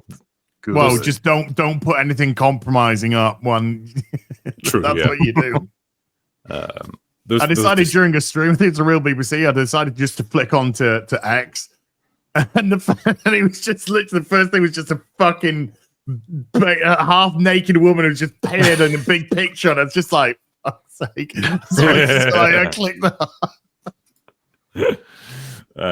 Next up is the MMA Guru says, "Hey chat, hey to you." Estelle Bestel says, "Who's excited for Jane Wick? I mean, Ballerina. You guys excited for Ballerina?" Nope. No. I'm not watching it. Pretty much the same. Yeah. No. I think that's fair. That trailer did my head in when... To be clear, I wouldn't be watching John Wick 5 either. I would. I'm done. I would. I think I'm done with it. I'd watch a John Wick 5. No problem. If Keanu Reeves is in it, you owe it to humanity to watch it. Yeah. No, go watch Sonic the Hedgehog 4. The Alan Raptor says, "How does everyone here feel about the Serenity comics? I love the Shepherd's Tale." Gary's warned to avoid that. So, is it bad? Well, I mean, I get told I should check it out, but I mean, Gary's pretty trustworthy. He says he's not good. He's not happy with it. Ooh. Charles Hurst says it's how Sherlock Holmes fights. Yeah, I guess the way that River does it, like mathematical calculations and probabilities of what everyone's going to do. Yeah, makes sense. It's a fair connection, but she does have like psychic power as well. Yeah, which Sherlock's just real smart. Yeah. Nick the Greek says, "I imagine Az is Mr. Universe, but he has a Tifa bot instead." I mean, I wish. Yeah, I'll have a 1-in-1 Tifa, for research. Oh yeah, research purposes. TJ Jordan, has anyone seen Underwater from 2020? We have an EFAP on it. Go check it out. So yeah, that's the what the fuck's her name again from Twilight? Kristen Stewart. Yeah. God, that thing. Is that 2020? The film? It's a funny sort of movie. I feel like it's reaching for something a bit more profound than what it actually delivers. It's like, we sell on. It's like solid. It's not amazing. It's just like it achieves a couple of things. It has some okay characters. I really love the set design and the costume design in that film. It's like surprisingly good. The suits they end up in. Be like But like there's some interesting characters. They're trying to use Lovecraft. They've got an okay premise. It's all very much like it achieves okay levels throughout, and you're like, that was all right. Is that the movie as well? Where, like they have to make a bit of a trek underwater, and like one of the guy's suits basically implodes. Yes. Well, that's the one. Yeah, that's rough. That was cool. That was neat. Well, and there's the bit where they're getting dragged further up, and the suits start to crack, and he has to cut her roped because both of them will die otherwise. There's good shit in there. Dunkin' Donuts says, "I always thought that if they brought this show back, it should be done the same way that Corner Gas was." Okay. I don't know what that is. I think that's a Canadian sitcom. Okay. Carol Rium says, "Miranda is a worst example of fuck around and find out." That is very true, yeah. They did fuck around. What's this? Gleeman says, "Watch this so often, but I only noticed that River mouths the words of the recording while they watch it on Miranda." Yeah, because she's got the memory of the people who would have seen it and tried to cover it up. Yeah. That's why when she puts the gun to their head at the beginning, she thinks she puts the gun to her, that's mirroring the scientist putting the gun to her head before she got up. There's just a couple more here. Kittle Bonkers Anti-Hero says, "Gifted 5 critical drinker membership, so thank you for the gift." Chris Gilroy says, "She's tore up plenty, but she'll fly true. In the surface, she's talking about Serenity, but obviously she's talking about how she's doing after losing war." Yeah. Good line there. We kind of didn't really cover that at the time because I think we were talking over it, but it's a really good line. We talked throughout pretty much the whole thing. We probably didn't cover everything, never gonna. It is a dense script. There's loads of good shit in there. Yeah, and even the storm at the end that's metaphorical speak as well. So we'll 5 through it. And last of all, Harry Brownhole says, Mal's cut line. What a whiner, should have stayed in. Was that a cut line? Well, I'd have to check exactly what they're referring to. I watched all the special behind the scenes stuff a long time ago, so I can't remember all of it. But there's, it was a tough fucking thing to make. You got to be careful. They probably cut a shit ton of awesome stuff, and that's the thing. It's just like, ultimately, beyond the story of the world of Firefly and Serenity, it just would have been nice to have all of them got more time to do all of that. Everyone seemed to be enjoying it. All the audience were enjoying it. Fox are just cunts. Wankers. Yeah. No other word for it. Well, I mean, I guess that brings our little journey through the world of Firefly to an end, finally. After, I don't know, a year or so. But, man, what a lovely experience it's been to finally watch this show and to watch this movie and to understand why people love it so much. I think I get it now. And thank you, MauLer, for sharing this with me. Oh, easy, dude. Just spread it further and further, and thank you for getting me into them Star Trek movies. We're gonna have to find something else. Yeah, we'll get something else going for the next lot. But to you guys as well, I hope we've given you a little bit of enjoyment while we've been watching these together, and maybe given a little bit of insight into our thoughts as we go through each of these episodes and Serenity as well. And thank you for sticking with us throughout all of this. It's been awesome to have you along for the ride. But we'll probably finish it up there. Shiny. But, yeah. That's all we got for today. So go away now. See you later, everybody.